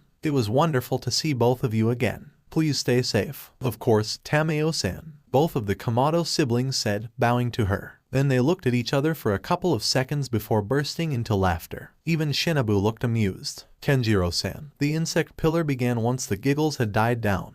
Would you like me to write to Himejima-san that you will be coming by for training after you've delivered Shinazugawa, the demon child, to the Yubayashiki estate, assuming, of course, that we get the permission to do so? Immediately, Tanjiro felt his smile fade away and he glanced warily at his sister. I was hoping I could escort Nezuko home. At that, the younger sibling huffed. I've traveled there multiple times on my own. I'll be fine, Nai-san. But you shouldn't be getting into fights until. It's a little over a day's journey if I use my breathing style. I'll leave early in the morning and won't run into any demons. I'll be fine. Your training is important. She shook her head, looking both fond and tired. Take care of yourself for once, Nai-san. If only she knew. He was terribly selfish. He always had been. Still, she wasn't wrong that his training was important if he was to ever stand up against Kokushibo or Muzan. So, after a couple of seconds of weighing the decision in his mind, he slumped. All right, you win, Nezuko. He turned to Shinobu. As a tentative plan, I'll escort Sanmi and Kimiko to the Yubayashiki estate and then leave for Himejima-san's. She nodded. Do you have your Kasugai crow with you? Yes, he replied. I'll go ahead and write to Himejima-san myself when I get confirmation from you. It shouldn't take long, the insect pillar said with her usual smile. We should know within a couple of hours, which is good because I'd like to do a more thorough checkup of my own, if you don't mind, Nezuko-san.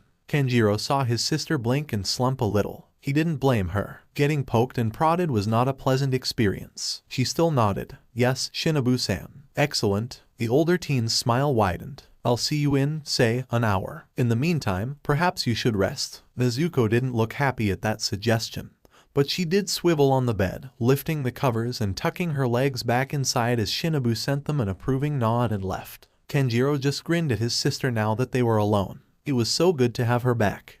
XXX. Hanako hugged Takeo as tightly as she could before stepping back near Rengoku-sensei. Be careful, she said sternly. Sleep during the day, and don't be afraid to partner up, the former Hashira advised kindly. The boy rubbed the back of his neck nervously. I kind of wish Kasen could have come now that I'm here, he admitted. Rengoku-sensei shook his head. Oikata-sama was adamant that you both have to pass on your own merit. We know that having her here would have been a comfort to you, but you will not always have that in the field. Hanako frowned as she remembered back to when their mother had been informed of that. Kasen hadn't been happy, but Yurakodaki-sensei had seemed relieved. Hanako was positive she'd missed something there, but didn't know what. She shook her head and focused on her brother again. I'm sure you'll do great, she assured. I agree, Rengoku-sensei said, nodding his head. Then his expression turned stern. However, remember that it's more important to stay alive than to pass. You can take the test again the next time. You're young, and while passing the test before you reach your teens would be impressive, remember that you have time.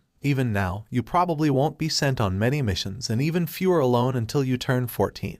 At that, Takeo pouted. I don't want to be held back. I want to help Nai-san and Ni-chan, he practically whined. Hanako nodded sympathetically. She understood because she felt the same way. Then use that time to train more and become even better. You may become the youngest Hashira yet. The older man's words seemed to lift the older Kamado sibling as he smiled back gratefully. You'll do great, Nai-chan. She assured him again, wanting to make sure he knew she'd be fine. He nodded. Yeah, I will. You should go if you want to be there before nightfall, Rengoku-sensei said with a pointed look up at the golden sky. The sun would go down shortly and he had to be there by then. Takeo straightened his spine and nodded. I'll make sensei and everyone proud. With that, he turned and began his climb up the stairs set into the mountainside. Bye, Nai-chan. Hinako called one last time. They watched for several minutes, until Hanako could barely see him. Will he be okay? She asked quietly. Really? Well, since Oyakata-sama instigated having multiple Hashira at the lessons, we've seen a large upturn in both people taking the test and passing it.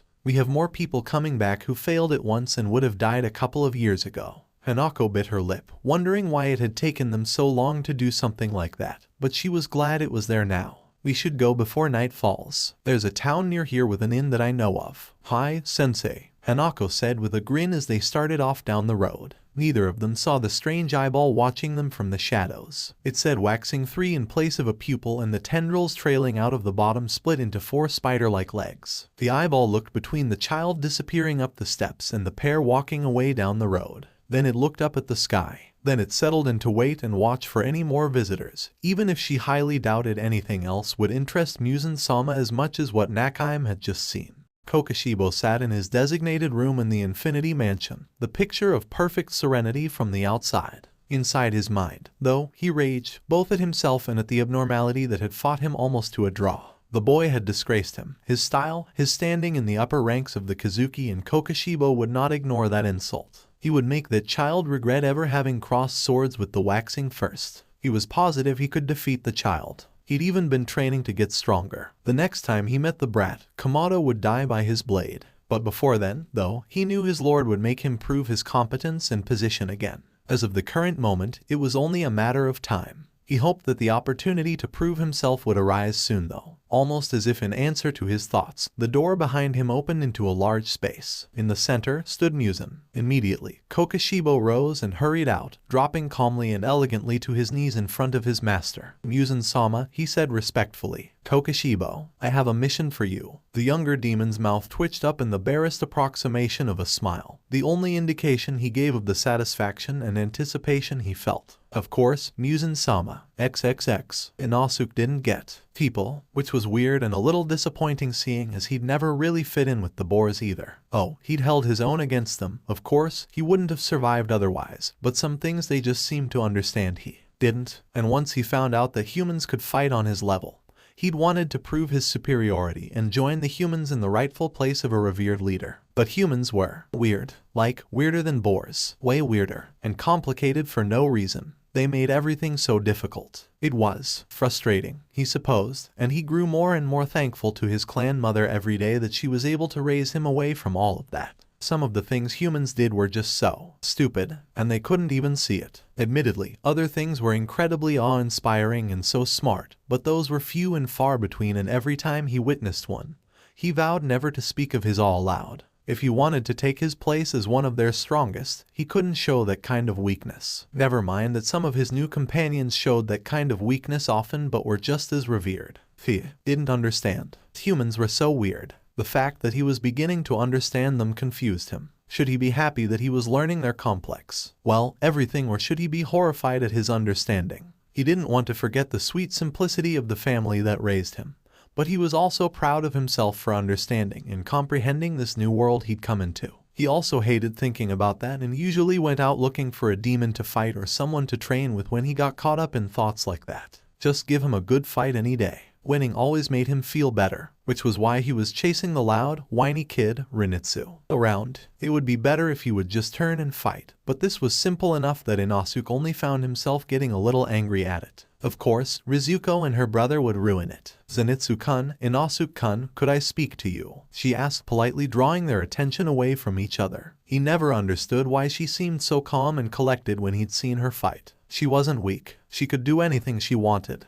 We're training, Inosuke yelled at her. Zenitsu turned immediately and cried out as he rushed over to her. Nezuko Chalayan, he yelled, completely ignoring Inosuke. Why that? I'm so glad you're all right. Oh, right. She'd been, well, almost a demon, but she wasn't now. He could sense it. That was good enough for him. Did you come here to fight? He asked. Maybe this could be salvaged after all. To his dismay, she shook her head. We actually have something to tell you, her brother said, sounding more serious than any time Inosuke had seen him before. Well, the boar-raised boy hadn't seen him often, but it still counted. I'm training, Inosuke said angrily. They tended to react better to that than the word fighting. For some really strange reason he didn't understand yet. This is really important, Inosuke-san, Nezuko said quietly, but her voice still sounded so firm. How could she do that? Just sit down, you insane, wild man, Zenitsu said angrily. Inosuke was about to yell some more when Nezuko just said, please, and he could sense she really wanted to tell them. And they had called him their friend and given him fuzzy feelings he kinda liked. Arg, fine, he magnanimously conceded, but he wasn't happy about it, sitting down in a huff by Zenitsu in front of the Ingawa. The siblings both smiled warmly at him and came to sit in front of the Ingawa, facing them. I'm sorry this took so long for me to explain, she finally said, sounding regretful. That made him feel bad because he was supposed to protect his lackeys. Was he not doing his job well enough? It's my fault, really, the demon boy spoke up. Inosuke frowned. Should he beat the guy up? Or just listen? Why should this boy tell them anything anyway? Not that he would complain. He liked being in the know, and he liked being considered important enough to be in the know. But still, well, from the future, the demon boy went on. What was his name again? Tenario, Kinjiro, Manjiro, something like that. Next to him, Zentaro went very still. Inosuke didn't get it, though. What was he talking about? From the future? What did that even mean? Then Zenitsu sprang to his feet and pointed down at Tenrizo. You expect us to believe something that ridiculous? Zenitsu, Nezuko spoke, her voice hard and unyielding. It's the truth. You can hear it, can't you? The demon asked. That stopped Zenitsu short and he suddenly looked utterly terrified in a way he hadn't felt before. Something deeper and more human. This was why he hated trying to understand humans. What did that even mean? And why was all of this important? It probably had something to do with what Nezuko and the sound pillar guy had been talking about in the red light district. Like they knew things. Was that because of Tenujo? The demon boy took a deep breath. I've woken up on the same day, the day before my family is killed by Musen, again and again and again. Every time I die, I wake up then, no matter what, because of a demon blood art. Wait, he died, and he came back. Now that was strength. So you know everything that's going to happen? Zenitsu asked, sounding quieter than he ever had before. At least in Inosuke's presence. Tenuko sighed. No, I know what can happen, and I've given all the information I can to the core, but we'll be going up against Musen himself soon and you guys need to know, you need to get stronger. Silence met his words and Inosuke couldn't help but blink. They would be going up against the Demon King soon. He felt anticipation begin to rise inside of him. But I can't be Struwong. Renatsu shrieked. The sudden change in noise level had Inosuke kicking out and Rizitsu went flying. Well, it was only a couple of body lengths, actually, but you stupid boar. The yellow-haired boy shrieked, standing up from where he'd landed, face covered in dirt. Inosuke couldn't help but grin under his mask. Weaklings don't get to shout things like that, unless he wanted to prove that he wasn't actually as weak as he claimed. Why did he claim he was so weak? That just seemed like the stupidest thing he could possibly do. Most other humans didn't even do that. Was the lightning breather just that weird? Even for a human? Probably, Kanetsu spluttered. But before he could get anything out, Ranjiro stood and faced the lightning breather. You can be strong, he said so surely it sounded like a matter of fact. In my first life, which happened around this same time, I know you went up against the Kazuki by yourself and you won. The yellow-haired boy's spluttering took on a far less angry and far more amazed tone. But I never. What scares you more, Zenitsu-san? The demon asked, head cocking to one side. That you aren't as strong as you want to be, or that you are. The other boy's face paled considerably. They sat there in silence and Inosuke wasn't sure what to make of the fact that even he could tell this was not a time to speak up. You are strong, Zenitsu, the demon boy said softly and so warmly it gave Inosuke the fuzzy feelings he didn't understand. And the guy wasn't even speaking to him. Did you know? In That's first life, Nezuko was turned into a demon and I had to become a slayer to try and find a way to turn her back. You and we were friends. Dear friends. You and Inosuke both mean so much to me because of that and I know you can both be strong. You were an inspiration then, and you can be now. Zenitsu just continued to stutter. But yeah, Inosuke had had enough of this. Of course we can be strong. We're awesome like that, he said, surging to his own feet. Then he walked forward aggressively while pointing at Genjito's chest. And we'll definitely get strong enough, demon boy. Sadly, instead of an aggressive response back, the sun pillar relaxed a little and smiled softly. Good, I'm glad. Phoebe, but what about me? Zenitsu asked, sounding more lost than ever. Can you promise me you'll keep training, Zenitsu-kun? Nezuko asked. Your new style is pretty amazing, and I know you can get stronger. Almost immediately, the boy's entire demeanor changed as he looked at the girl in front of him. Oh, of course, Nezuko-chan. Anything for you. Why did he do that? Seriously. So weird. Inosuke kind of expected that to be the end of it, but Nezurio shook her head. No, Zenitsu-kun. You have to do this for you. You have to get stronger for yourself. The only thing I can do is tell you that I think you're worth it. You're worth all the training and all of the time and all of the pain. You're a good friend, Zenitsu-kun, and I'm glad I met you. The yellow-haired boy just stared at her for several seconds, emotions too complex for Inosuke to pick them out racing through his aura. Hi, Nezuko-chan, he finally said. I'll just have to train with you, Inosuke said loudly. It was perfect. Both of them could get stronger this way. But you'll have to actually fight me, not just run away. Zenitsu bit his lip. But what if I hurt you? He asked quietly. Then I deserve it, Inosuke replied. Wasn't that common knowledge?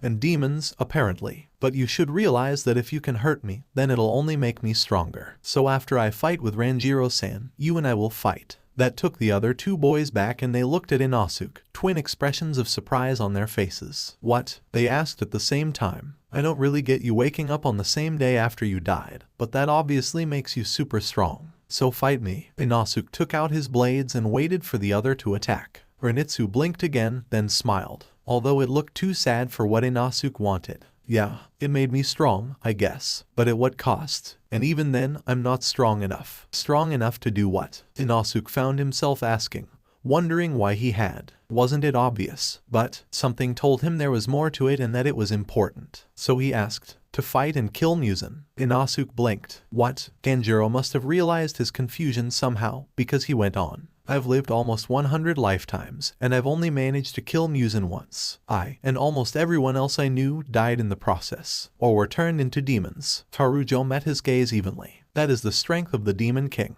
Part of Inosuke wanted to say that only told everyone how weak this boy was. But he'd seen the other move, and run, and train. He'd never seen the demon fight, but there was a reason he'd been given the title of Pillar. And about then, Inosuke began to really understand what they were up against. He felt a spark of what may have been fear strike inside him at the sheer power the King of Demons must have. And yet, they really had only two options. One, run away, and Hashibara Inosuke would never do that, no matter what. So that only left option 2. Then we'll just have to keep fighting until we get that strong, he said confidently, which made him realize something. He'd left Mizuko out earlier, which means you need to fight me too, he said, turning to the girl. She blinked.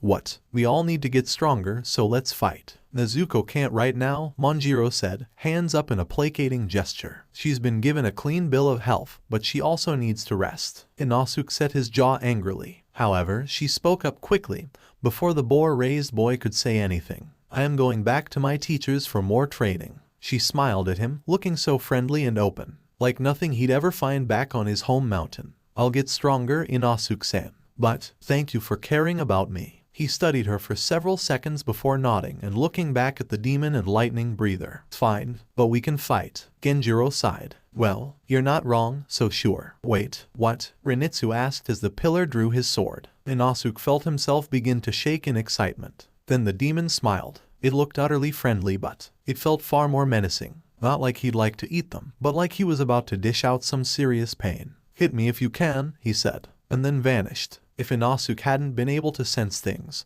he wouldn't have known where the guy had gone. Even as it was, he barely dodged the other's blade. Nyai-san, Kazuko yelled. But before Inosuke could do anything, the boy had disappeared again. Then he heard Zenryatsu scream and looked over to see the yellow-haired boy barely blocking the demon's sword. Oh, this would be fun, Inosuke thought as he took off towards the two boys. He swung his blades down on thin air where the demon had been, but he expected nothing less. Without hesitating, he turned to the left to follow the sun pillar. As the fight wore on and he gained more cuts, he couldn't help but feel exhilarated. He also found himself realizing just how powerful this demon was, and he wasn't as strong as Muzan. What a, well, almost scary thought. Almost. Inosuke left the training sore and bruised, but he also felt stronger for it, and he vowed he would get stronger no matter what. For himself, for Nezuko and Zainsuke, but also for Kenjiro. The boy wanted to end this all, and he seemed so tired. But he'd still taken the time to train Inosuke and his friends, so he would do everything he could to help the demon. It was the least he could do. XXX. Tanjiro sat on the roof of the butterfly estate, smiling peacefully at the sunset. Nothing but the wind and insects moved outside as the others had gone inside for dinner. He hadn't wanted to really be around food right then and had wanted some time to his own, so he'd sent them on ahead and climbed to the top of the building. It all felt so peaceful. It had been a good day with plenty of training and growing. He still didn't feel prepared to go up against Muzan.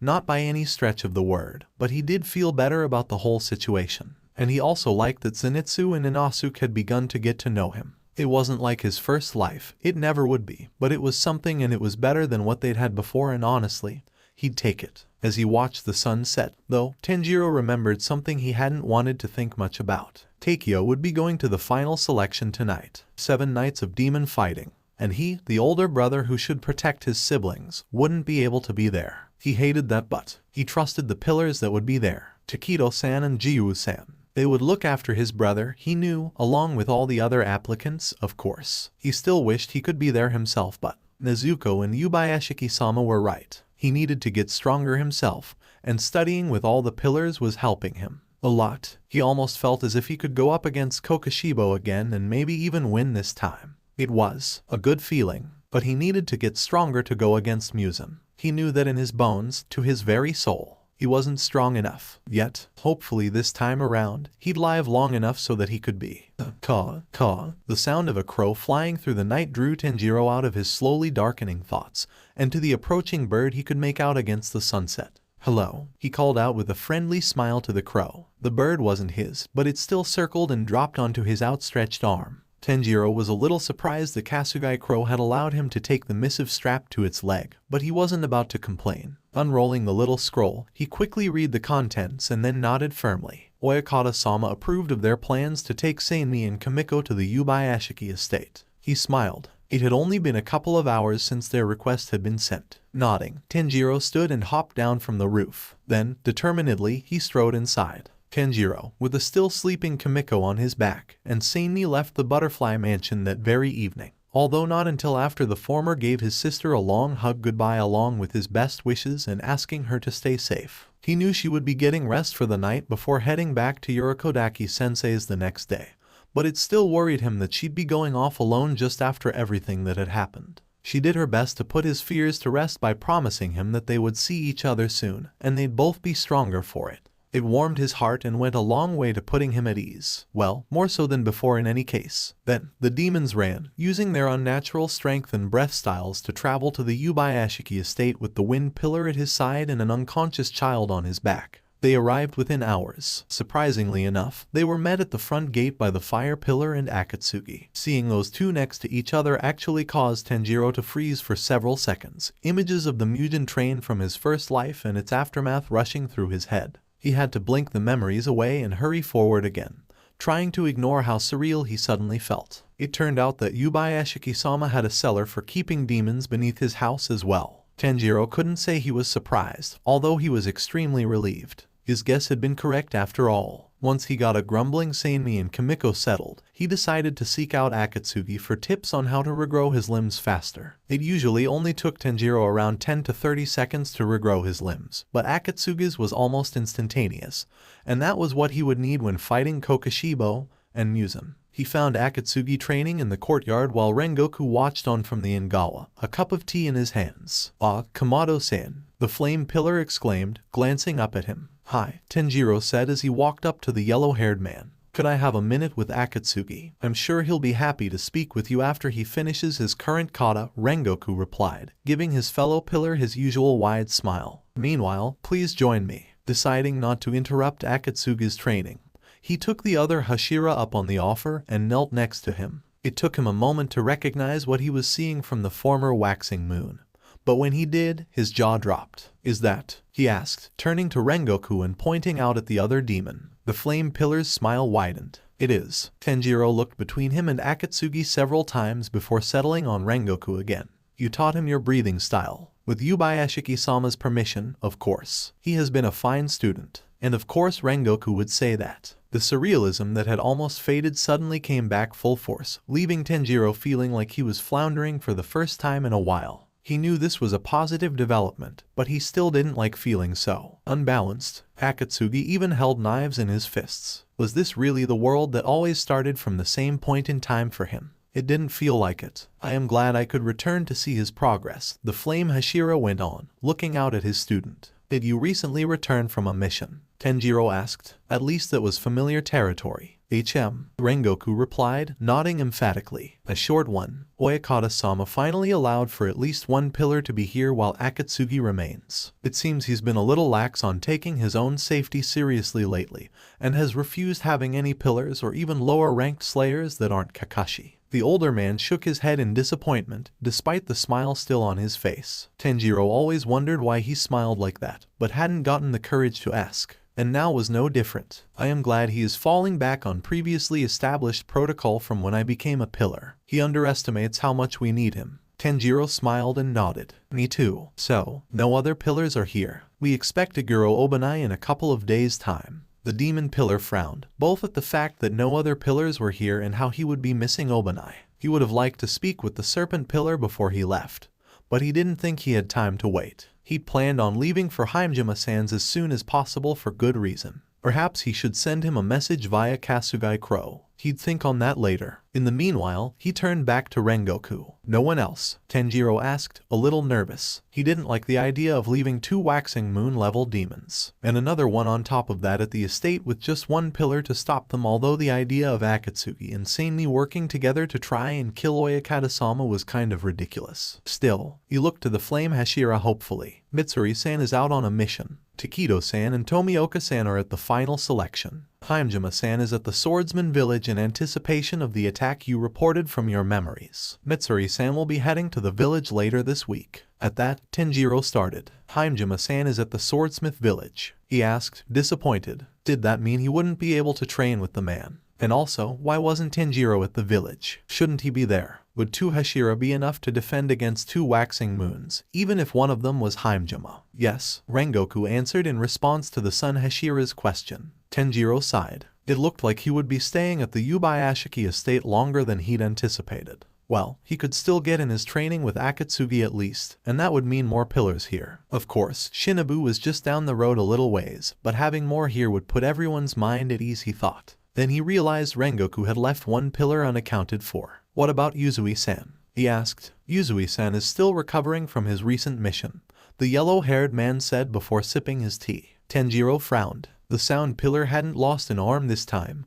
or an eye, but he had been poisoned for much longer than before. Had it been that bad? Even after he'd burned it out of the man. Before he could ask, Akatsuki, who had finished his kata, walked up to them, huge grin on his face. Kamado, Tanjiro sighed. I've told you. You can call me by my personal name. Was this how Mitsuri felt? Whatever, come and fight me. I've grown stronger. Tanjiro found himself smiling at the other demon's exuberance. He seemed to have regained a spark that he'd lost the last time Tanjiro had seen him. Sure, but first, I have a few questions for you if you don't mind. Akatsuki frowned, but shrugged and gestured for him to continue. Your limb regrowth is almost instantaneous. So is Kokishibo's. I've never seen Dauma lose a limb, but I would assume his is too. Mine takes several seconds, longer when cut with a Nichiren sword, and I need to change that. So how do you regrow your limbs so fast? For several seconds, the other 2 stared at him, Rengoku in mild unease and Akatsuki like he'd never seen the boy in front of him before. Huh? The older demon finally said. It was one of the first things I worked on after I turned, so it always seemed natural to me. I mean, I had to when I just use my fists and everyone else has a weapon of some kind. Tanjiro nodded. That made sense. How did you work on that? Tanjiro asked. Akatsuki raised an eyebrow. I chopped off my hand again and again and again, then focused on how it regrows. Bones first, then muscles and tendons, then skin. After a while, it becomes second nature. The time traveler winced. That didn't sound pleasant at all. I see, he finally replied. Come on, I'll show you, the older demon said, gesturing over his shoulder at the courtyard he'd just left. Tanjiro tried to keep the horror off of his face at the other demon's casual attitude. Do you want me to go and cut off my arms and legs multiple times so I can concentrate on regrowing them? right? Akatsuki frowned, and Tanjiro felt distinct puzzlement from him, as if he couldn't figure out why Tanjiro didn't want to constantly cut off his own limbs. Yeah, I mean, if you want to learn to regrow them faster, that's the only way I know how. Tanjiro just blinked at him. Thankfully, Rengoku spoke up. I don't believe Kamado-san wants to leave his limbs lying around on the grounds. Not only could anyone come upon them, but they also won't disintegrate in the sun like normal demons' limbs would. And of course Rengoku would miss the entire point. Maybe he shouldn't be surprised the two were friends. Were they friends? They were certainly friendly, right? Well, you can just reabsorb them, then. More blank looks, this time from the demon slayers. What? Akatsuki asked. Tanjiro could feel frustration from him now, and annoyance. Tanjiro wasn't sure what to feel himself. Demons reabsorb their lost limbs? Rengoku asked, the smile slipping from his face for once, replaced by incredulity. Akatsuki turned his attention on the older pillar. Well, yeah, Muzan didn't like us leaving evidence behind like that, especially not inside. I mean, you're right about anything left outside, as the sun would usually take care of it. But inside buildings and such, yeah.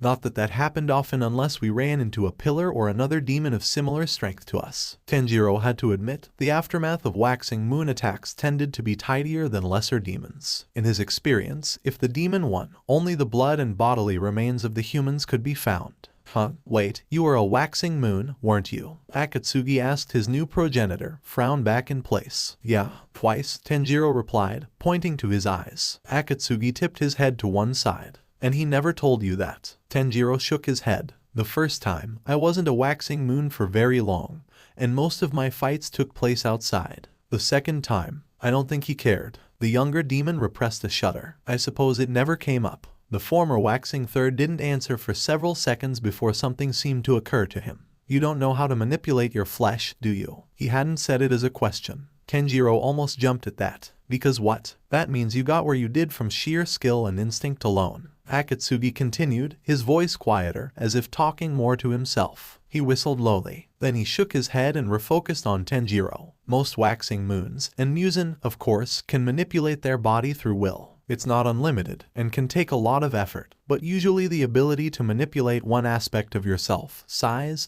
function, or shape, comes easier than the other two. It's how Muzan can pump blood into people through his finger or grow those giant, disgustingly ugly arms of his in moments. It's also why Kokushibo has 6 eyes and how Hantengu creates his other bodies. Tanjiro balked. Those aren't just parts of their initial demonic transformation. Akatsuki shrugged. Maybe, but I doubt it. How did you go however many dozens of resets you did without knowing this? I was wondering the same thing. Tanjiro didn't wail, but it was a near thing. It made so much sense how demons manifested at times and explained why both he and Nezuko could change size almost from the moment they were turned in every lifetime. He'd always just thought he'd have to gain more skill and energy and that his demon body would take care of itself. To be fair, that had worked for him so far. Huh? The older demon replied, this time looking thoughtful. Well, it looks like we got our work cut out for us, then. Come on. He turned and stalked off, likely ready to start going after limbs. Tanjiro looked pleadingly after Akatsuki's back, but to no avail. He turned to Rengoku, hoping for an escape. Unfortunately, the man just smiled. Train hard, Kamado-san. Let me know if you need help. Tanjiro withheld a groan, suddenly knowing he was in for a very long night. XXX. It had been a while since Shinjiro had been to this particular town. He remembered staying here before his brothers had taken their final selection, and even before his own. He also remembered staying here before Kyojiro's final selection, although that had been a far less pleasant memory. That hadn't been long after Ruka died and after his failed mission against Waxing One. He hadn't been the best company at the time, he knew. That felt like a lifetime ago, and yet like yesterday all at once. He wished he could forget his anger, resentment, and depression, but also knew he never could. He hoped he never would because he had to stop himself from going there again. He'd done that to his sons once. If he ever did so again, he may as well commit seppuku. That would be a far more fitting end for someone so despicable as to put his family through that twice. So no, he couldn't forget. Ever. He would always be grateful to Yurakodaki for dragging him out of that. So being here was good. A sign of his new commitment to his family's legacy,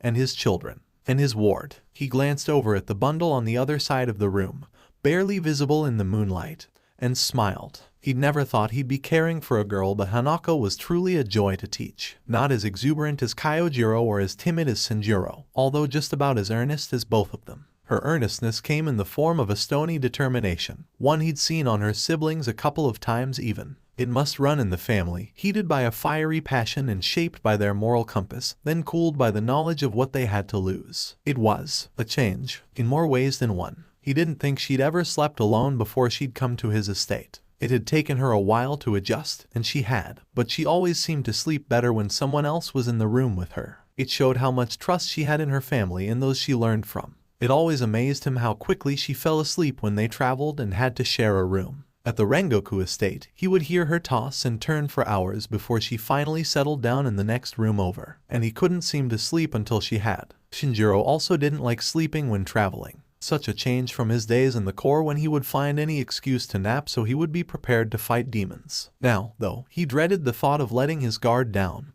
of potentially failing the child who had been put under his care, of even being a moment too late. He was positive that led back to his failed encounter with Waxing 1-2. He hated how deeply that had scarred him. Just one encounter, but seeing how completely and thoroughly outmatched he had been had opened his eyes to just how lucky he was to have survived his youth. The fact that he'd made Hashira and had been the only one of his siblings to grow old enough to have a family had given him an inkling.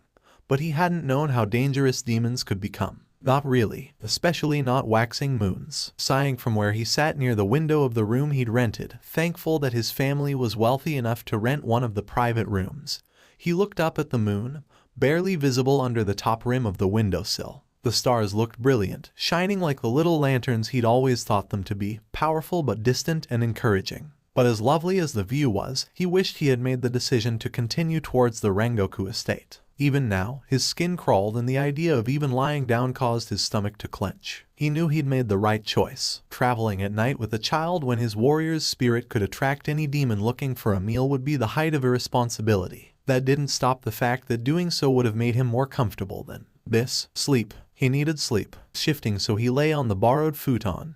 He tried to relax and get comfortable. He tried to force himself to sleep like he remembered being able to do when he was younger. He tried not to think about how tired he would be tomorrow. With little success. He had no idea how long he lay there, tossing and turning. However, he had finally begun to actually drift off when he felt it. A disturbance that grew into a confident demonic power, coming towards their inn. Immediately, any drowsiness left him and he shot up in bed. Grabbing his sword, he hurried over to Hanako, gently shaking her awake. "Hanako," he whispered softly. She groaned quietly, reluctant to leave her dreams, but her eyes focused on him after a couple of seconds, confused and heavy with sleep. "Sensei?" she asked, her voice croaking a little. He put a finger to his lips and nodded towards her sword. It took her a moment to realize what he meant, but once she did, her eyes flew wide and she scrambled for the blade. "Get dressed and pack, quickly." He made sure to use as much emphasis on that last word as he could at the loudest volume he dared. She nodded and grabbed for her Haori. Shinjiro did the same, thankful that all he needed to do was dress, as they hadn't unpacked anything else from their bags. In minutes, they were ready to leave. Before sliding the door open, though, Shinjiro turned and handed her his pack. "Whatever is waiting for us is strong. This is beyond you, Hanako. You are a talented and determined student, you will go far, but only if you avoid this fight. Promise me that no matter what happens, you will run." He paused at that, ignoring the horror on her face at his words. "Do you know how to get back to Yorokodaki-sensei's from here?" Hanako blinked, but then slowly nodded. "Good. Go there. Do not wait for me." "But sensei," she started to protest. He knelt before her. "The fact that you want to fight for me warms my heart," he said. "It means I have made an impression as a sensei." If only he'd had the presence of mind to do the same with both his children. Thinking of, "And please tell both of my sons that I love them," he whispered. "And that no matter what they do or what they choose, I am proud to be their father." Hanako gasped. "Why, you make it sound like you aren't coming back," she whispered, tears forming in her eyes. He tried to smile and reassure her. He didn't think he succeeded. That is always a possibility when facing a demon. Remember that, Hanako. This is what it means to put our lives on the line as demon slayers. We go into each battle knowing we may not walk out of it again. But, he faded off, waiting for her to finish the thought he'd so recently readopted. "That doesn't mean we don't fight," she finished. He nodded and put a hand on top of her head. "But I can fight," she protested. He shook his head. "No, child, you can't. Not right now. One day, I have no doubt you will be a wonderful swordswoman. But right now, all you would be is a small distraction at best, and expecting more of yourself is wrong. You are a child, Hanako, and sometimes, being physically able to fight doesn't mean you should. That is what I mean when I say to gauge your fights. You must weigh the potential success of a fight against the potential losses. I don't want to lose you, she said desperately. And I don't want to lose you. You are the future of the Demon Corps. You are the future of your family. Now is not your time to fight. That will come eventually, but you cannot seek it out before you are ready. Now, will you promise me? She bit her lip, tears dripping down her cheeks. Then she looked down and nodded. I promise I will run, sensei. Good girl. I am proud of you, too. Before he could move, she threw her arms around his neck and hugged him tightly. Be safe, sensei. Survive and come back. I will do my best, he replied, stroking her hair. Now go. She looked pleadingly at him, perhaps hoping he'd change his mind, but he just gestured with his chin for her to move. Still crying, she turned and shot off down the hall, clutching his bag to her chest while hers thumped across her back as she ran. He watched her sadly for several seconds before he turned and crept towards the window again. Once in position, he took a deep breath and centered himself. Then he looked out onto the street below and met 6 eyes looking up at him. That almost undid him. He knew that gaze. Waxing one, he whispered, his heart freezing in fear. Any calm he had gained failed him at that sight, and it took him far too long to gain it back. Even remembering the little girl who was counting on him to at least distract this demon only helped, warring with the utter fear, and how every sense in his body screamed for him to run. But even if he tried, he had little doubt Waxing One would mark him, match him, and find him. A little girl running may go under his radar, but a former pillar. No, I know you are there, Demon Slayer. The demon's cold voice drew him out of his thoughts, sending shivers down his spine. Bring the child, and I may let you live. That, more than anything else, gave him the push he needed. Taking a deep breath, he turned and crawled out through the window, leaping down and landing on the street in front of his worst memory and one of his greatest nightmares. What child? He asked, hoping he sounded calmer than he felt. He hadn't been this bad since his final selection. The Sun Child. Muzan-sama has decided the older two will no longer serve and has turned his eyes on the younger siblings. You have one here, and you cannot stand against me. Give her to me and she will not be killed. I may even let you go. And Shinjiro put it together. No, he'll just turn her into a demon, then abuse her and drive her until she supposedly conquers the sun and he can absorb her into him. He growled, his fear receding under the anger that suddenly surged upwards. A fate far worse than death. Too bad for you, I already sent her away. She should be halfway to the Rengoku estate by this point, or just outside of town, heading towards Urakodaki's. He wasn't above misleading these monsters. The demon just cocked his head to one side, as if curious or studying something. Then he took a stance. Very well, I shall extract the information from you. I will find her. Please let me stall him long enough for her to get away, Shinjiro thought, begged any kami that could hear him. Then he drew his sword and took a stance of his own. Over my dead body, he replied calmly. The smug, knowing smile that quirked the end of the Kazuki's lips sent yet another shiver down his spine. Perhaps, was all the demon said. Shinjiro wasn't entirely sure what to think of that. Then they moved, both lunging forward, and the battle began. XXX. Hanako huffed as she crested a hill that would lead her out of town. She had promised she would run, but she looked back and saw flashes of swords in the moonlight, near the inn. She was grateful the village's layout over hills allowed her to view it. Gasping, she looked around and managed to duck behind a nearby house, then peeked out. She had to know what would happen. The confrontation wasn't extremely far away, but she still had difficulties making out details. Even with that handicap, it took her breath away. Unlike when Sensei had fought Nyai-san, she could almost see it, almost follow the battle, and got more than just flashes, but she had to look hard and concentrate. No wonder Sensei had wanted her to run. She wouldn't have lasted a second. I won't let you have her, she heard Sensei shout, and her breath caught in her throat. The demon was after her. But, why? You have no choice. The calm, derisive words of the demon returned. He swept his sword and what looked like slices of the moon twirled in the air behind him, blades cutting into the inn behind Sensei, who barely managed to block. Hanako put a hand to her mouth. Had he just killed anyone? She wasn't sure, but she hoped not. And yet her sensei fought, pouring on his determination and pushing himself until she could, once again, only see a blur. The demon matched him blow for blow easily, and then the demon slayer somehow got faster, shouting as he put his all into the fight. "Ah, I see you have received your mark," the demon said as Sensei backed away, breathing heavily. But he also retook his stance. He didn't answer. "It will not be enough," the demon said calmly, as if stating a fact. "Sixth form, perpetual night, lonely moon, incessant," the demon stated, several slashes full of the moon-shaped blades streaming towards Sensei. Hanako had to bite down on her hand to stop herself from screaming out. Fourth form, blooming flame undulation. Sensei yelled, his arms practically disappearing. They moved so quickly. He'd managed to shift position from the inn at his back to the length of the street, so the blades hit the dirt behind him and missed the buildings. But it took a lot out of the yellow-haired man.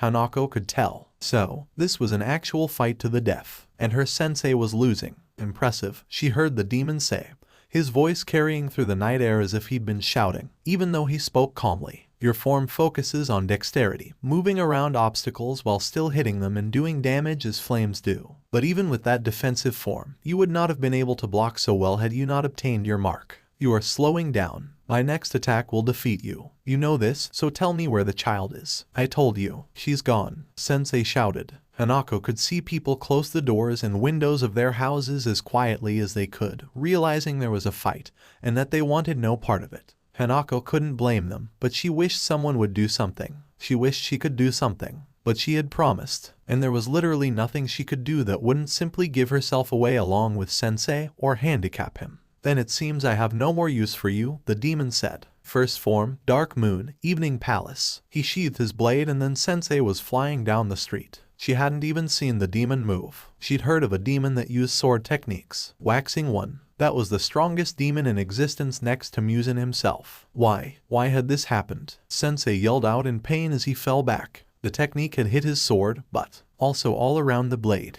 His shoulders. She could see the blood flying through the air from here. That had been a deep cut. Could anyone survive that? You managed to stay alive, she heard the demon say, his back to her. Impressive, for a former pillar. I can see why Muzan-sama sent me after you. But in the end, you weren't good enough. You're wrong, Sensei's voice refuted weakly. I was just strong enough. With that, Hanako turned and ran, not wanting to see him kill her sensei. She tried not to sob as her feet pounded on the packed dirt of the road. But she had no idea how well she succeeded as she stumbled through the dark night in the general direction of where she needed to go. Only when the sun rose did she finally slow down to an exhausted half-walk, half-stumble. Despite what she'd seen, she'd hoped that Sensei had had another trick up his sleeve, that he would somehow catch up if he'd lived. He didn't. Nezuko couldn't believe how far a little more strength could take her. It was a kind of awe-inspiring, actually, because she knew she wasn't remotely close to her strength as a demon or almost turned demon. At least from what she could remember. But it had taken her a while to be able to predict where she would land if she jumped, especially using her breath style. She'd almost run into more than one tree that way. After a couple of hours, though, she'd gotten more used to it, and just practicing running and jumping through trees had really helped her gauge her new strength. She felt much more in tune with her body and had made excellent time, which was great because she had a bad feeling. And it may have to do with the dream she'd had the night before. She couldn't remember much of it now, except that her father had been there, pleading with her. Nezuko, find your sister. She needs you. At first, she'd just thought it was her own worries catching up with her. But the farther she went, the more she realized that she'd prefer to be safe over sorry. So she would be going a fair ways out of her way to just double-check the last half of the road leading to the Rengoku estate. She would even have to reach the road to the final selection, but since she'd made such good time with her longer, faster jumps,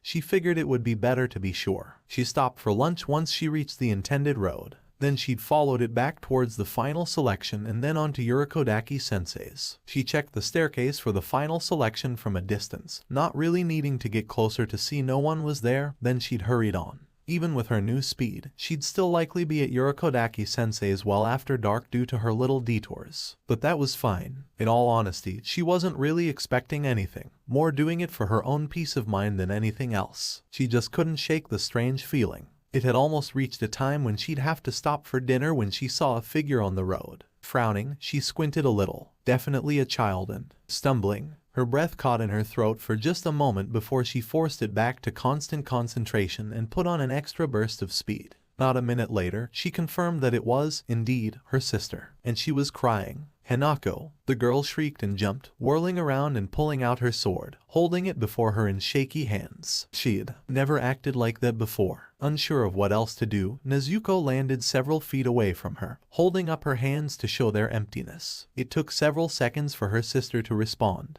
"And, Nezuko?" she asked, almost as if she didn't believe it. "Yes," the older girl said softly, smiling in assurance. It still took several more seconds, almost a full minute, for Hanako to react to that.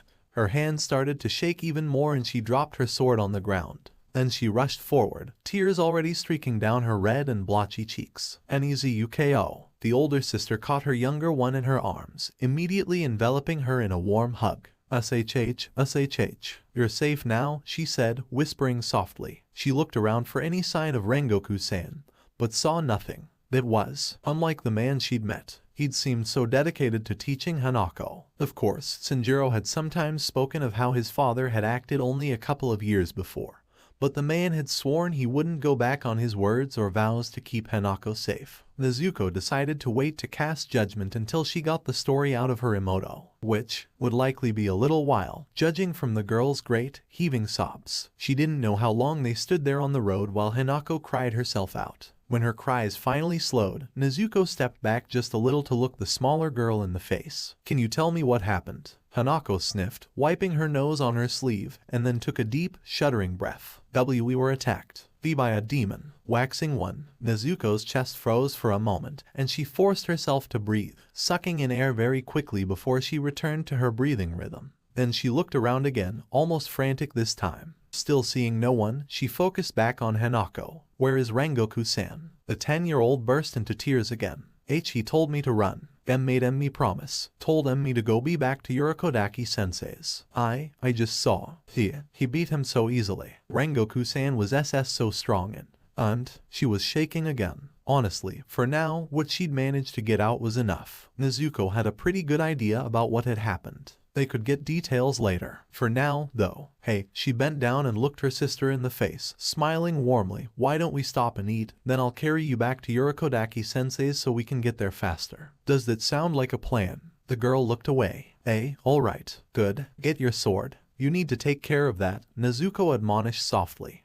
Hi, her sister said and scrambled for the sword. They sat down on the side of the road and pooled their resources. Between the bread Hanako had and the rice balls Nezuko had, they made a decent, if silent, meal. As the older sister suspected, Hanako looked like she was about to fall asleep at any moment, continually nodding off, and then jerking awake to finish chewing whatever she'd taken a bite of. She hated seeing her sister like that, so tired and terrified. Once they finished, they cleaned up and Nezuko was about to have Hanako climb on her back when she heard a rustling from the forest. It definitely wasn't an animal. They both froze, and despite it still being light out, they eyed the forest's deepening shadows warily. Pick up your sword, Nezuko whispered to Hanako. Put the bags aside. Make sure you're ready to fight. She doubted it was a demon, but they couldn't really take any chances. The 10-year-old nodded and did as she was told, looking wide awake again. She would sleep so hard after this. Nezuko put a hand on her own sword and turned to where she'd heard the sound. To her, well, annoyance, really, a handful of men stepped out from the forest shadows. Well, what have we here? One of them asked. He held a knife, and one of the poorest stances she'd ever seen. A couple of others had swords, but the ones who worried her were the guns two of them carried. One of them was smaller, a pistol of some sort. She'd only seen drawings of guns before, and the second was a well-used musket. And what are two pretty flowers such as yourselves doing on the road, alone, this fine day? Another man asked, not quite able to hide his leer. This was why traveling could be dangerous. Demon slayers didn't often run across bandits, but it did happen. Nezuko, who had felt her expression tighten into determination, suddenly forced herself to smile brightly. Eating dinner, the man raised his eyebrow, looking amused. Well, why don't you hand your bags over and those swords while you're at it? Women can't wield them properly anyway. Oh, really? Nezuko asked as her smile took on a distinctly Shinobu-like quality. She was fine with that realization. We might even just let you go, a third man volunteered. Several of the men, all dirty and unkempt, snickered. Hanako, Nezuko said quietly without taking her eyes off of the approaching bandits. Can you fight?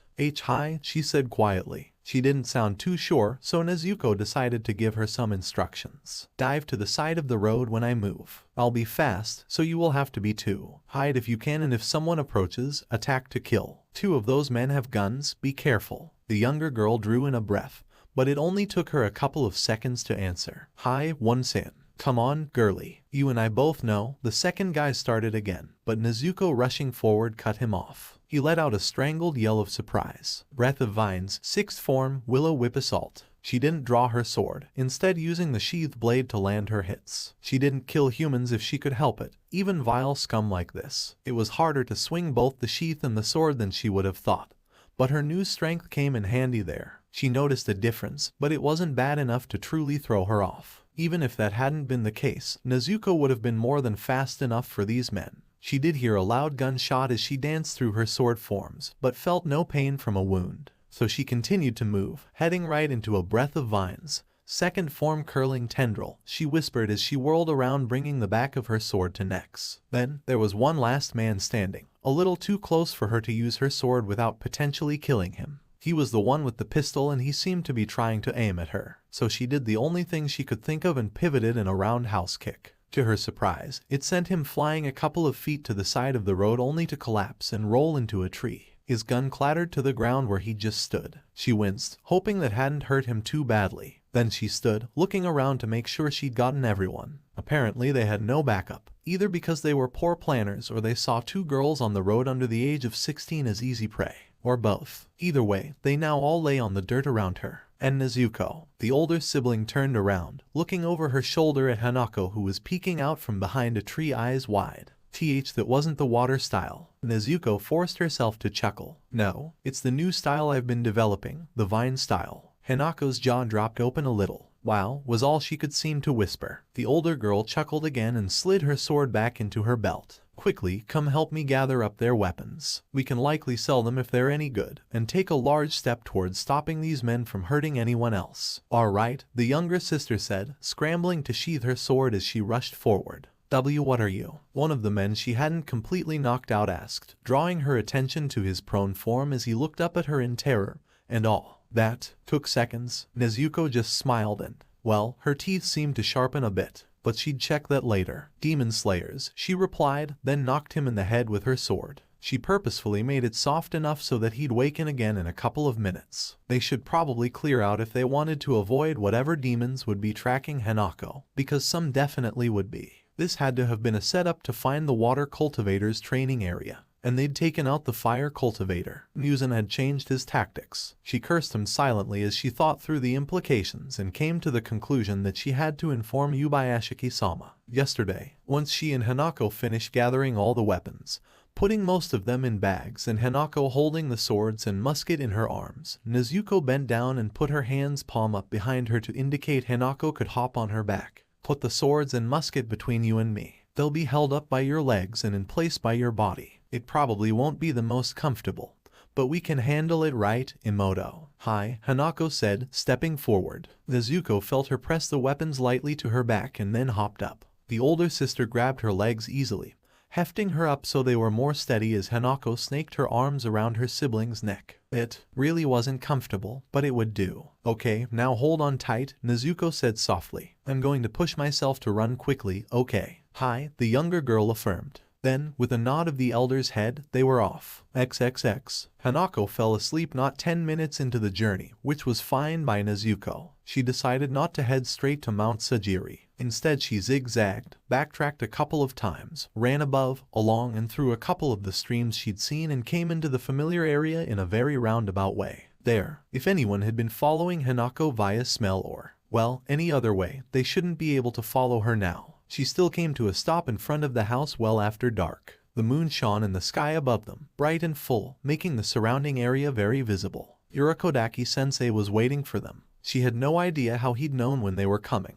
unless he'd been waiting up for them. He had been made aware of her coming earlier, but at this hour. You're late, he said, no inflection in his voice at all. Not for the first time. She wished he'd remove his mask so she could see more about his feelings and reactions. Forgive me, sensei, she said, a little out of breath but still in her constant concentration breathing. On the way here, I ran into Hanako. Alone. The older man tensed at her words. Rengoku-san. Nezuko shook her head sadly. Hanako said they were attacked by Waxing One. Her sister's arms tightened around her shoulders, clutching her Haori harder, which let them know she was awake. But, as a silent, mutual agreement, neither Nezuko or Urokodaki mentioned it. It was late and they could get more information tomorrow. I see, he said softly, a regretful note to his voice. Then he looked back at Nezuko. So you laid a false trail, or a dozen. Still, she nodded her head. Hi, sensei. The man continued to stand there in his sleeping yukata for several seconds before he walked forward, hand outstretched. Nezuko didn't back away, not knowing what he was about to do until he patted her head. Well done, he said warmly. You've already grown into a fine slayer. She couldn't help it if she blushed a little. Thank you, sensei. She bowed quickly, just enough to let him know she was sincere without dislodging Hanako on her back. Come along. I have your futon laid out. But not Hanako's, right? Her sensei hesitated for a moment before shaking his head. No. Could you bring one to my room? Nezuko asked, both relieved and worried. She didn't think Hanako would take well to sleeping alone at the moment. Hearing a soft intake of breath from the girl on her back didn't dissuade her of the notion.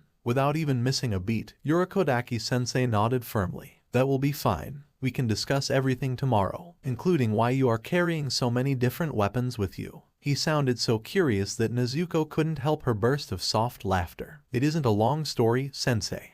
He replied. Perhaps, but you still need some rest first. And so will Hanako-chan. Nezuko knew he was right. As much as she wanted to get everything out of the way now, she was exhausted from running all day.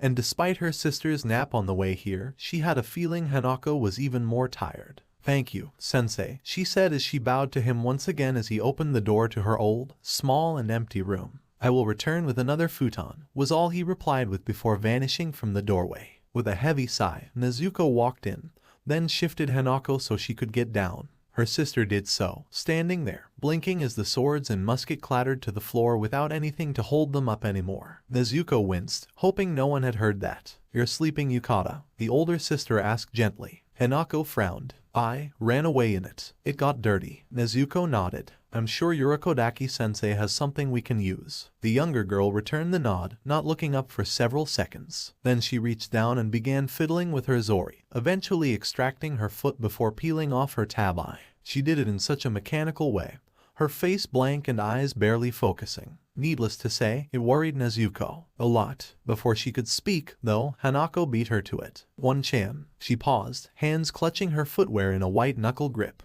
It was such a contrast of the blank, unfeeling movements from just moments ago that it made Nezuko's head spin a little. Yes? She asked quietly, eyes focused on her sister. Thank you for coming, for finding me. Nezuko blinked. That had not been what she'd expected. Then she saw the tears dripping from her sister's cheeks as her eyes were hidden by her hair. She wanted to cry a little herself. Instead, she put a hand on her sister's head. Anytime, she replied. You're my sister. I was so scared, she whispered, hiccuping a little. Of course you were, Nezuko replied. Anyone would have been. Rengoku-sensei.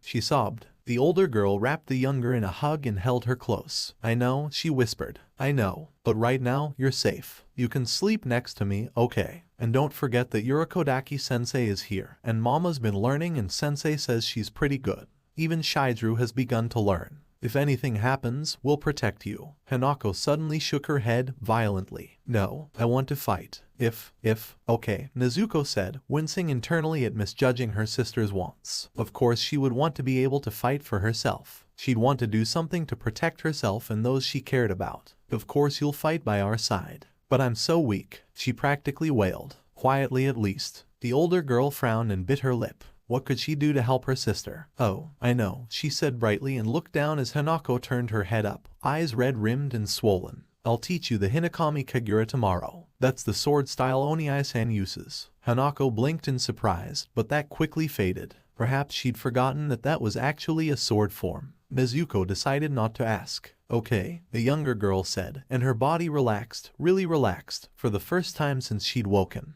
Then she swayed on her feet and Nezuko caught her in a hug again. One-chan. I'm kinda tired, she said. Then she frowned. But I slept so long. Why am I tired? You still had a long day today and a long night last night. Traveling while sleeping is, well, probably something only demons can do. Because apparently that was what she'd done in Tanjiro's first life when she'd become a demon. Then put this on. Yurakodaki's voice came from the door as he tossed some clothing at Nezuko. She caught it and found some sleeping yukata. Both of them would drown Nezuko, let alone Hanako, but it would definitely be better than their traveling clothes. Thank you, Yurakodaki-sensei, she said with a bow. Hanako copied her, albeit less steadily. And this, of course, the man in the Tengu mask continued, holding a futon and some blankets up. Thank you again, Nezuko said, bowing once more. Hanako hadn't risen from her previous one. Sleep well, he said, setting the futon down and sliding the door shut. You too, sensei, the older sister said hurriedly. She somehow got Hanako into her sleeping yukata before the girl practically passed out. Chuckling fondly, Nezuko tucked her sister in and then made a mental note of everything she would have to write down for Tamaos in the following day. because even she was just too tired right then. Within minutes, she'd changed and had fallen asleep in the cramped room, happy to hear her sister's soft breaths beside her. XXX. Nakheim grit her teeth. The demon accompanying her eye was cowering in fear, as he should. How could this happen? How could they lose that girl's trail? If Muzan-sama, almost as if summoned by the thought, the man in question slid a door to her current room aside and stepped in. Report, Nakheim. Well, this could very well be where she died. Still, she was not in the habit of lying. Not to her master. Forgive me, Muzan-sama, she said quietly, clutching her instrument so tightly in her hands she was glad it hadn't broken yet. Good craftsmanship. Too bad she'd killed the crafter, although he had been tasty. Muzan's eyes flashed. You lost the trail. She didn't gulp. She refused to show such weakness. Hi, was all she said. And the demon accompanying your scout cannot smell her. It took Muzan several seconds to calm down to a point where he would speak without destroying her. She really was grateful her ability was so useful. Did anything happen? He finally asked, voice very pointedly measured.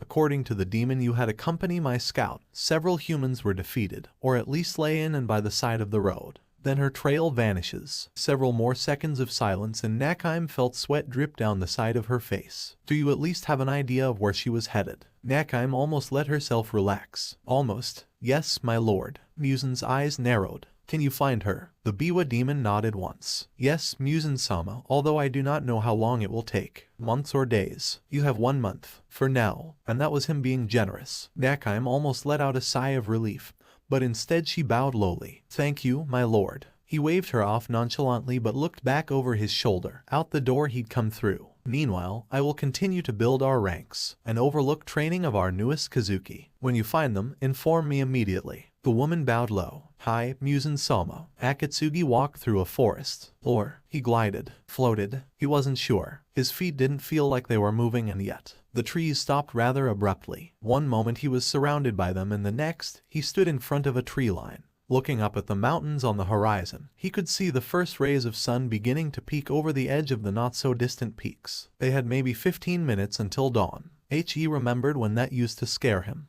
Movement caught his eye and he looked over to his right. The train lay derailed. Many carriages tipped over on their sides and people crawling all over them, trying to get others out of the downed cars. That wasn't the movement he'd initially seen, though. A fight had caught his attention. A fight between a demon and a pillar. And then his eyes widened. He saw himself, or, well, Akaza as he'd been under Muzan. And he was fighting Rengoku. It wasn't a spar either. They were fighting to kill. A little ways behind them knelt T-tanjiro, but not the one he knew. This boy had large, burgundy eyes that matched his hair, flat teeth and a look of absolute horror on his face as he stared at the battle playing out before him. Someone, a human, he realized, stood beside him with a boar head over theirs. Well, he'd seen stranger demons so he ignored the figure for now. His eyes focused back on the fight itself and he leaned forward, wanting to rush in and do something. But unlike earlier, even though his legs moved, he couldn't seem to get any closer. His other self's fists flew in a blur as he punched at lightning speed.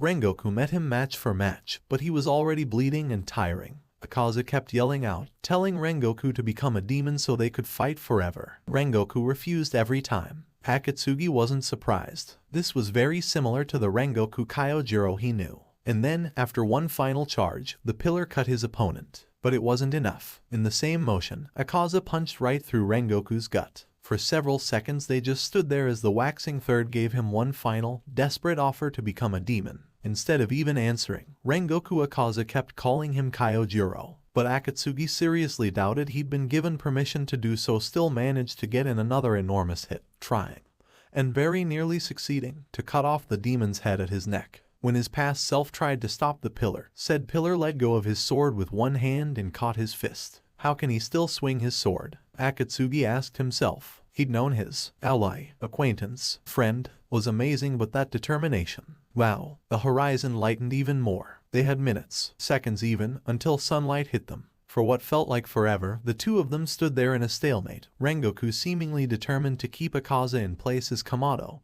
and the boar-headed boy rushed forward to take his head. If his past self hadn't ripped his own arms off, he would have either died by the other's blades or with the sunlight. That was, of course, if Rengoku hadn't managed to actually chop off his head first. Akatsuki turned his focus to Kamado as he rushed forward, angry and determined. He'd seen similar expression on the Kamado Tanjiro he knew, but there was something different about this one, besides the obvious. Something purer, no, something freer, he thought, and happier, not as weighed down. More innocent, more hopeful. It really hit him then. This wasn't the Kamado Tanjiro Akatsuki knew. It was amazing how much of a difference those little details made. Akaza ran off into the forest, right past Akatsuki. The demon from the memory didn't acknowledge the onlooker. Kamado followed, stopping at the tree line a foot away from Akatsuki. Without even missing a beat, he threw his blade at Akaza's retreating back. It struck home but didn't do much damage, despite piercing Akaza through. The demon kept running while Kamado screamed about how Rengoku had won, not him, and how much of a coward he and all demons were for running and only fighting at night. Meanwhile, behind them, sunlight warmed the area around the train. It wouldn't be long before the sunbeams would get to the arm still inside Rengoku, holding his blood and other bodily fluids in. Once that happened, it would dissolve and he would most likely bleed out. Akatsuki felt sick. Kyojiro managed to say some things to the remaining demon slayers, including Kamado, but Akatsuki didn't know what it was. He didn't want to know. That was private. Instead, he turned from where he stood in the sunlight, staring into the forest after his other self. Kamado was right. Demons were cowards. That was how they won. That was how they lived. Fighting, killing, eating, and then hiding from the light. They were forced to be cowards, in a way. And Muzan was the biggest one of all. Akatsuki's eyes opened to the plain, dark room he'd been given, and he sat up, dreams still fresh in his mind. No, not a dream, a memory. It didn't take enormous brain power to put everything together. So, he had been the one to kill Rengoku in Kamado's first life. He felt guilty over it, even though he hadn't really been the one to deliver the final blow. Killing Rengoku, who had, in this life, been far more accepting than most demon slayers, even going so far as to teach him his breath style. What a waste. Akatsuki turned, looking out the window at the rising sunlight beginning to shine through the trees, just barely touching the windowsill. He held up his hand as if to catch a sunbeam, watching it shine on his palm for a couple of seconds before letting his hand drop. He looked down at his skin, studying it. It didn't even turn red anymore. He let his hand fall the rest of the way to his lap and glanced around the room. His room, and his alone. At the Yubayashiki estate, he wasn't even guarded anymore. He found it both amusing and a little sad that what he currently had was so much better than anything he'd ever found under Muzan. The people here demonstrated that they were growing to trust him every day, and he wanted to return that. It was a strange concept, and more than a little uncomfortable. Often he found himself not running from the other occupants of the estate, but definitely avoiding them, as if he should fear them, as ridiculous as that sounded. He'd always make time to confront them later, though he wasn't a coward. It was more than he'd ever had under his old master. More encouragement, more resources, more time, less eating, and he had to earn his freedom, but it was really a small price to pay. The freedom he had and was earning far exceeded anything Muzan would ever consider giving to him. Should he talk to Kamado about these dreams? He didn't really want to. Maybe he could just focus on training with the kid. After a minute, he nodded at his conclusion. He would focus on helping Kamado get the hang of absorbing his flesh and regrowing his limbs and worry about dreams and such later. That thought brought up his memory of the evening before, watching Kamado struggle at something for the first time Akatsuki had really seen. They'd started with fingers. It had initially taken him almost 10 seconds to grow fingers, but just having the kid focus had helped cut that time down a little, so Akatsuki had decided to move up and the kid was now short an arm. Think of the limb's structure, bone, muscle, tendons, skin. Direct the flow of energy. I'm trying, the kid said through gritted teeth as he watched the stump where his bicep had been. Akatsuki timed it with a wind-up watch he'd gotten from Tameo. Oh, and see, the last finger finished growing. He glanced down at the ticking hands. Better, you're down to 5 seconds for the whole arm. Kamado didn't look appeased. Actually, he looked frustrated. That's 5 seconds too long. Yours takes less than a second. The other demon shrugged. It's better than it was, by several seconds. He frowned and looked at Kamado's bare arm as the kid checked that his hand worked, staring at it like it had betrayed him. I've had over 200 years to get my technique right. Akatsuki bent down and picked up the arm they'd just cut off. Then he held it out. The kid blinked and looked up, frowning at the appendage and then wincing and glancing at his fingers still on the ground. He still reached out and took it, then stared at it for several seconds before looking up at the older demon. How do I reabsorb this? Akatsuki sighed, then decided to show the kid. In seconds he had his knife out and then his fingers were gone and he replaced the weapon in one smooth motion. The kid winced and glanced away for a moment before looking back. The former waxing third decided to show the kid how he regrew his limbs by slowing it down. First, the bone, he said, willing the off-white color to build slowly. He hadn't known the shape or color of his bones initially, but those had been controlled by his body's own memories, which should be the case with Kamado. Then the tendons and muscles, he continued. This stage he knew even better than the bones. He knew every one of his muscles by feel alone. And then the skin. His fingers were still blue, some of the few marks that had moved over from his time as Musen's demon. He could probably change that if he wanted to. He never really did. He liked having physical evidence of his memories, but it was something he should probably remember. And to reabsorb, he picked up a discarded finger and put it to his chest, willing the skin to reach forward and curl around the appendage. After a couple of seconds, it disappeared inside him. Don't forget to break it down. The nutrients and elements will go where they need to go. Kamado just stared at him like he'd never seen the demon in front of him before. That was one of the most disturbing things I've ever seen. Akatsuki couldn't help it. He threw his head back and laughed. When he saw Kamado had been serious, he laughed harder. Then he shook his head and stood, moving his foot over his other fingers and reabsorbing them that way. Kamado watched, looking both sick and fascinated. Then he held the arm up to his chest and closed his eyes. Instead of the flesh on his torso moving, it was more like the two surfaces of skin merged together. Slowly, ever so slowly, the arm disappeared back into the kid.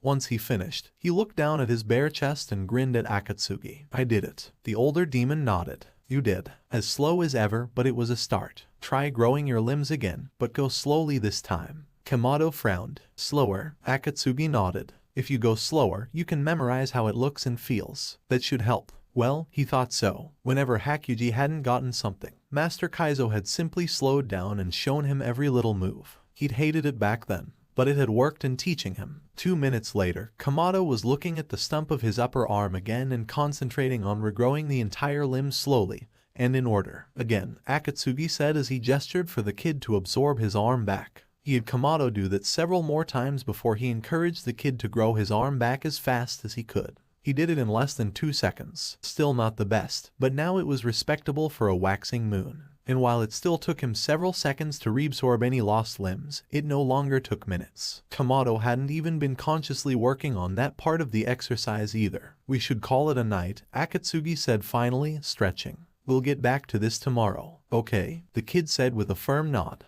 Just one more thing before you go. The former waxing moon couldn't help himself. Kamado turned his attention on his sensei and Akatsuki couldn't help but smile a little smugly. This ability to reabsorb can be used to absorb other things too. Kamado blinked. Like what? Akatsuki shrugged. Anything you want, I suppose. He paused and rubbed the back of his head as he thought about that. Never thought about it. But you could use this technique to hide things in your body. Go figure. Like weapons? The kid tipped his head to one side. Is that what other waxing moons used it for? I always wondered where Jutaro hid his weapons. The older demon rolled his eyes. Like food. Do you really think Kokoshibo lowers himself to actually taking a bite out of people? Oh no, Mr. I am a samurai and thus above you all simply immobilizes his prey and then absorbs them. The sick look had returned and Kamado had a hand over his mouth, whether to keep bile back or to just show his utter horror. Akatsuki didn't know. Dalma can do it too, he pointed out, although he prefers to get personal. As he says, Akatsuki shook his head in disapproval. Not that I have any room to talk. A contemplative silence fell over them for several seconds before Kamado steeled himself and bowed. Thank you for your instruction. Akatsuki raised an eyebrow in amusement. I cut off your limbs and made you watch me do the same, and you're thanking me for it. His eyes seemed to become diamonds as the older demon watched, a will of steel showing through the glowing red. It will make me stronger and you are helping me. I will find a way to repay you. The former waxing third felt himself soften and didn't even feel too disgusted at it. Take out Musen, and we'll call it even. The smile the kid shot him wasn't his normal smile, or really, any smile he'd ever seen on the boy's face. It was complicated, not cruel or smug, per se, but it was a smile that guaranteed the owner would show no mercy. There was both kindness and hatred there, both determination and weariness as well. It was downright terrifying on the kid. That, Akatsuki thought to himself as he felt his eyes widen against his will, is a waxing moon. Deal. Then the sunshine smile returned and the boy turned to leave. And suddenly Akatsuki realized how dangerous the boy really was, and how much he'd been holding back. For whatever reason, the former Kazuki hadn't seen his full strength. He doubted anyone really had. Even the kid himself. He muttered to himself as he watched the demon progenitor walk away. Then something occurred to him, and he figured he should probably say something as soon as possible. Akatsuki didn't want to give the kid the impression he'd been holding out. For more than one reason. Oh, kid. Kamado stopped and turned to look over his shoulder. Just realized I forgot to mention that whole thing about size, shape, and function. That all applies to you now. Learn to manipulate your flesh and you'd be surprised what you can do. Same concept as reabsorption. With that, Akatsuki held up his hand, now more of a shovel. He'd never been great at body manipulation, choosing to focus more on regrowing limbs and such by tapping into the body's instincts and memories. When changing parts of his body into other things, though, shape had always been his strength. The kid just blinked, then looked down at his hand and back up at Akatsuki. Practice before tomorrow, the older demon said. Kamado nodded firmly. Right, the former Kazuki was positive he'd seen a true glimpse of the real Kamado Tanjiro last night. The boy with the will and determination to do whatever he had to do to protect his family and kill the demons threatening their safety. And he found himself honestly and truly believing that Kamado would come out on top. That didn't mean some of what they'd have to speak about and train for today would be pleasant. For either of them, Akatsuki sighed at the prospect of everything he would have to face once he left his room. Then grinned. How could he not? Even if he had to have some potentially unsettling discussions with Kamado, he was getting stronger. He was learning new things, teaching others and sparring all the time. The next time he saw Dalma or even Kokoshibo, he'd be ready. Also, he had a new demon he wanted to fight, the Wind Pillar. The guy was sleeping right now, but hoped he could meet him soon. XXX. You wish to speak with me, Oyakata-sama? Tanjiro asked as he sat down across from the Demon Slayer core head. Kaguya heard more than he saw the door to the room slide closed as his daughter left. He focused as best he could on the settling blur of color in front of him. I did, he said, voice grim. We received a missive from Yurakodaki-san. He didn't see the boy's face pale, but he could sense the change in his demeanor. Is it Nezuko? Is she all right? Did she not make it back? Kaguya held up a hand. She is fine. The problem is that she came across your sister on the way to Mount Sajiri. A pause. Hanako, is she all right? Yes, she is fatigued and likely in mourning but physically unharmed. He heard a hitch of breath. In mourning, she and Rengoku-san were attacked by Waxing One. He sacrificed himself to save her. Kaguya saw a sharp movement. Tenjiro's arm, he was sure, in an upwards direction and heard a loud gasp. Why? The boy asked quietly. Kaguya blinked. Why what? He prodded. Why did Muzan attack them? What was the point? We have two theories. The first is that he wants to attack the cultivators to undermine our ability to recruit and train. The second theory is that he would like to try and get at your sister. From what we heard, the latter is a strong probability. He wants to conquer the sun, but has likely realized that recruiting you or Nezuko-san will be difficult. He still thinks we can conquer the sun for him, Tanjiro whispered harshly. Kaguya nodded. Then he coughed as politely as he could to try and alleviate some of the itchiness in his chest before focusing back on the demon across from him. Nezuko-san is positive that she was able to avoid leaving a trail, but they are still planning on moving to a new wisteria house soon. Everyone, the nearly blind man waited for his subordinate to react to that. So he's taken another mountain from us, Kamado said quietly. Another home. Kaguya's heart went out to the boy. It was never easy to leave behind a beloved home. Such is his way, he said. Tanjiro took a deep breath and then let it out. As long as they are safe, that is all I can ask. Perhaps I should go and help them move. Kaguya didn't even have to bring it up himself. He'd hoped the conversation would go in this direction. I apologize for asking this of you, but I would ask that you not. The time for the attack on the Swordsmith village that you remember from some of your previous timelines is coming up. I already have Himejima-san stationed there and am planning on sending Kenroji-san once she is finished with her current mission. And I would like you there as well, just in case. Also, it should make for ideal training with Himejima-san. Once again, he waited patiently for an answer, watching the black and green blur across from him as Tanjiro shifted. I suppose, if my family is all right. Yurakodaki-san insists that they are. I do need to train. Kaguya nodded. My thoughts exactly. Your training is important and I would prefer to see it completed as soon as possible. This time, the silence that fell weighed on the conversation. You expect an attack soon? I do. Almost all reports of demons, besides the attack on Rengoku-san and your little sister, have stopped. I fear this is the calm before the storm. I've sent Kenroji-san and Iguro-san on missions to double-check some things, but I do not expect they will run into problems. Yet, the blob moved in what Kaguya supposed was a nod. The same thing happened about 4 months before Muzan's final attack the first time. Indeed, although we have changed so much we cannot count on that. He could attack tomorrow or in a year. Tanjiro sighed. Yes, I know. I am asking you to be at the head of the charge to destroy him. This time, the blob moved down. In a slump. The core head didn't know. But then he straightened and his voice spoke with confidence. I had already planned on it. Kaguya nodded and smiled, albeit wanly. I assumed so, but I still wanted to speak with you about it so we can coordinate. He thought Tanjiro relaxed a little. Yeah, then I will ask you to leave for the swordsmith village tomorrow. What about Sanmi and Kimiko? They can stay here or go with you if you would like. Normally you would be taken via a piggyback route with various Kakashi to maintain secrecy. But I do see little point in keeping up with that protocol when the village is likely already compromised. He paused and let himself smile apologetically, and Kakashi would find it difficult to carry demons the entire way. And thus you can take whoever you wish. I trust you. Oh, I'll, ask them, then. Another pause, and then the boy spoke a little sheepishly. What about Genya-san? Kaguya could practically hear the wince in the other's voice.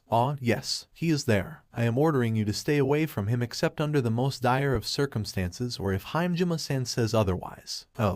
Hi, Oyakata-sama. Poor child. He sounded so disappointed. After a couple more seconds of quiet, during which time Tanjiro seemed to want to get his thoughts together, Kaguya decided to give him a little nudge. Why don't you go speak with Shinazugawa-san so we can continue to make plans? Tanjiro seemed to snap out of whatever reverie had overtaken him. Hi, Oyakata-sama, he said as he stood and bowed. I will return shortly. And with that, he left. Kaguya smiled. They were truly lucky to have Kamado Tanjiro on their side. Thank you for watching. Make sure to subscribe and hit the notification bell so you never miss a video. And comment down your opinion on this video. Thanks for stopping by and I'll see you in the next one.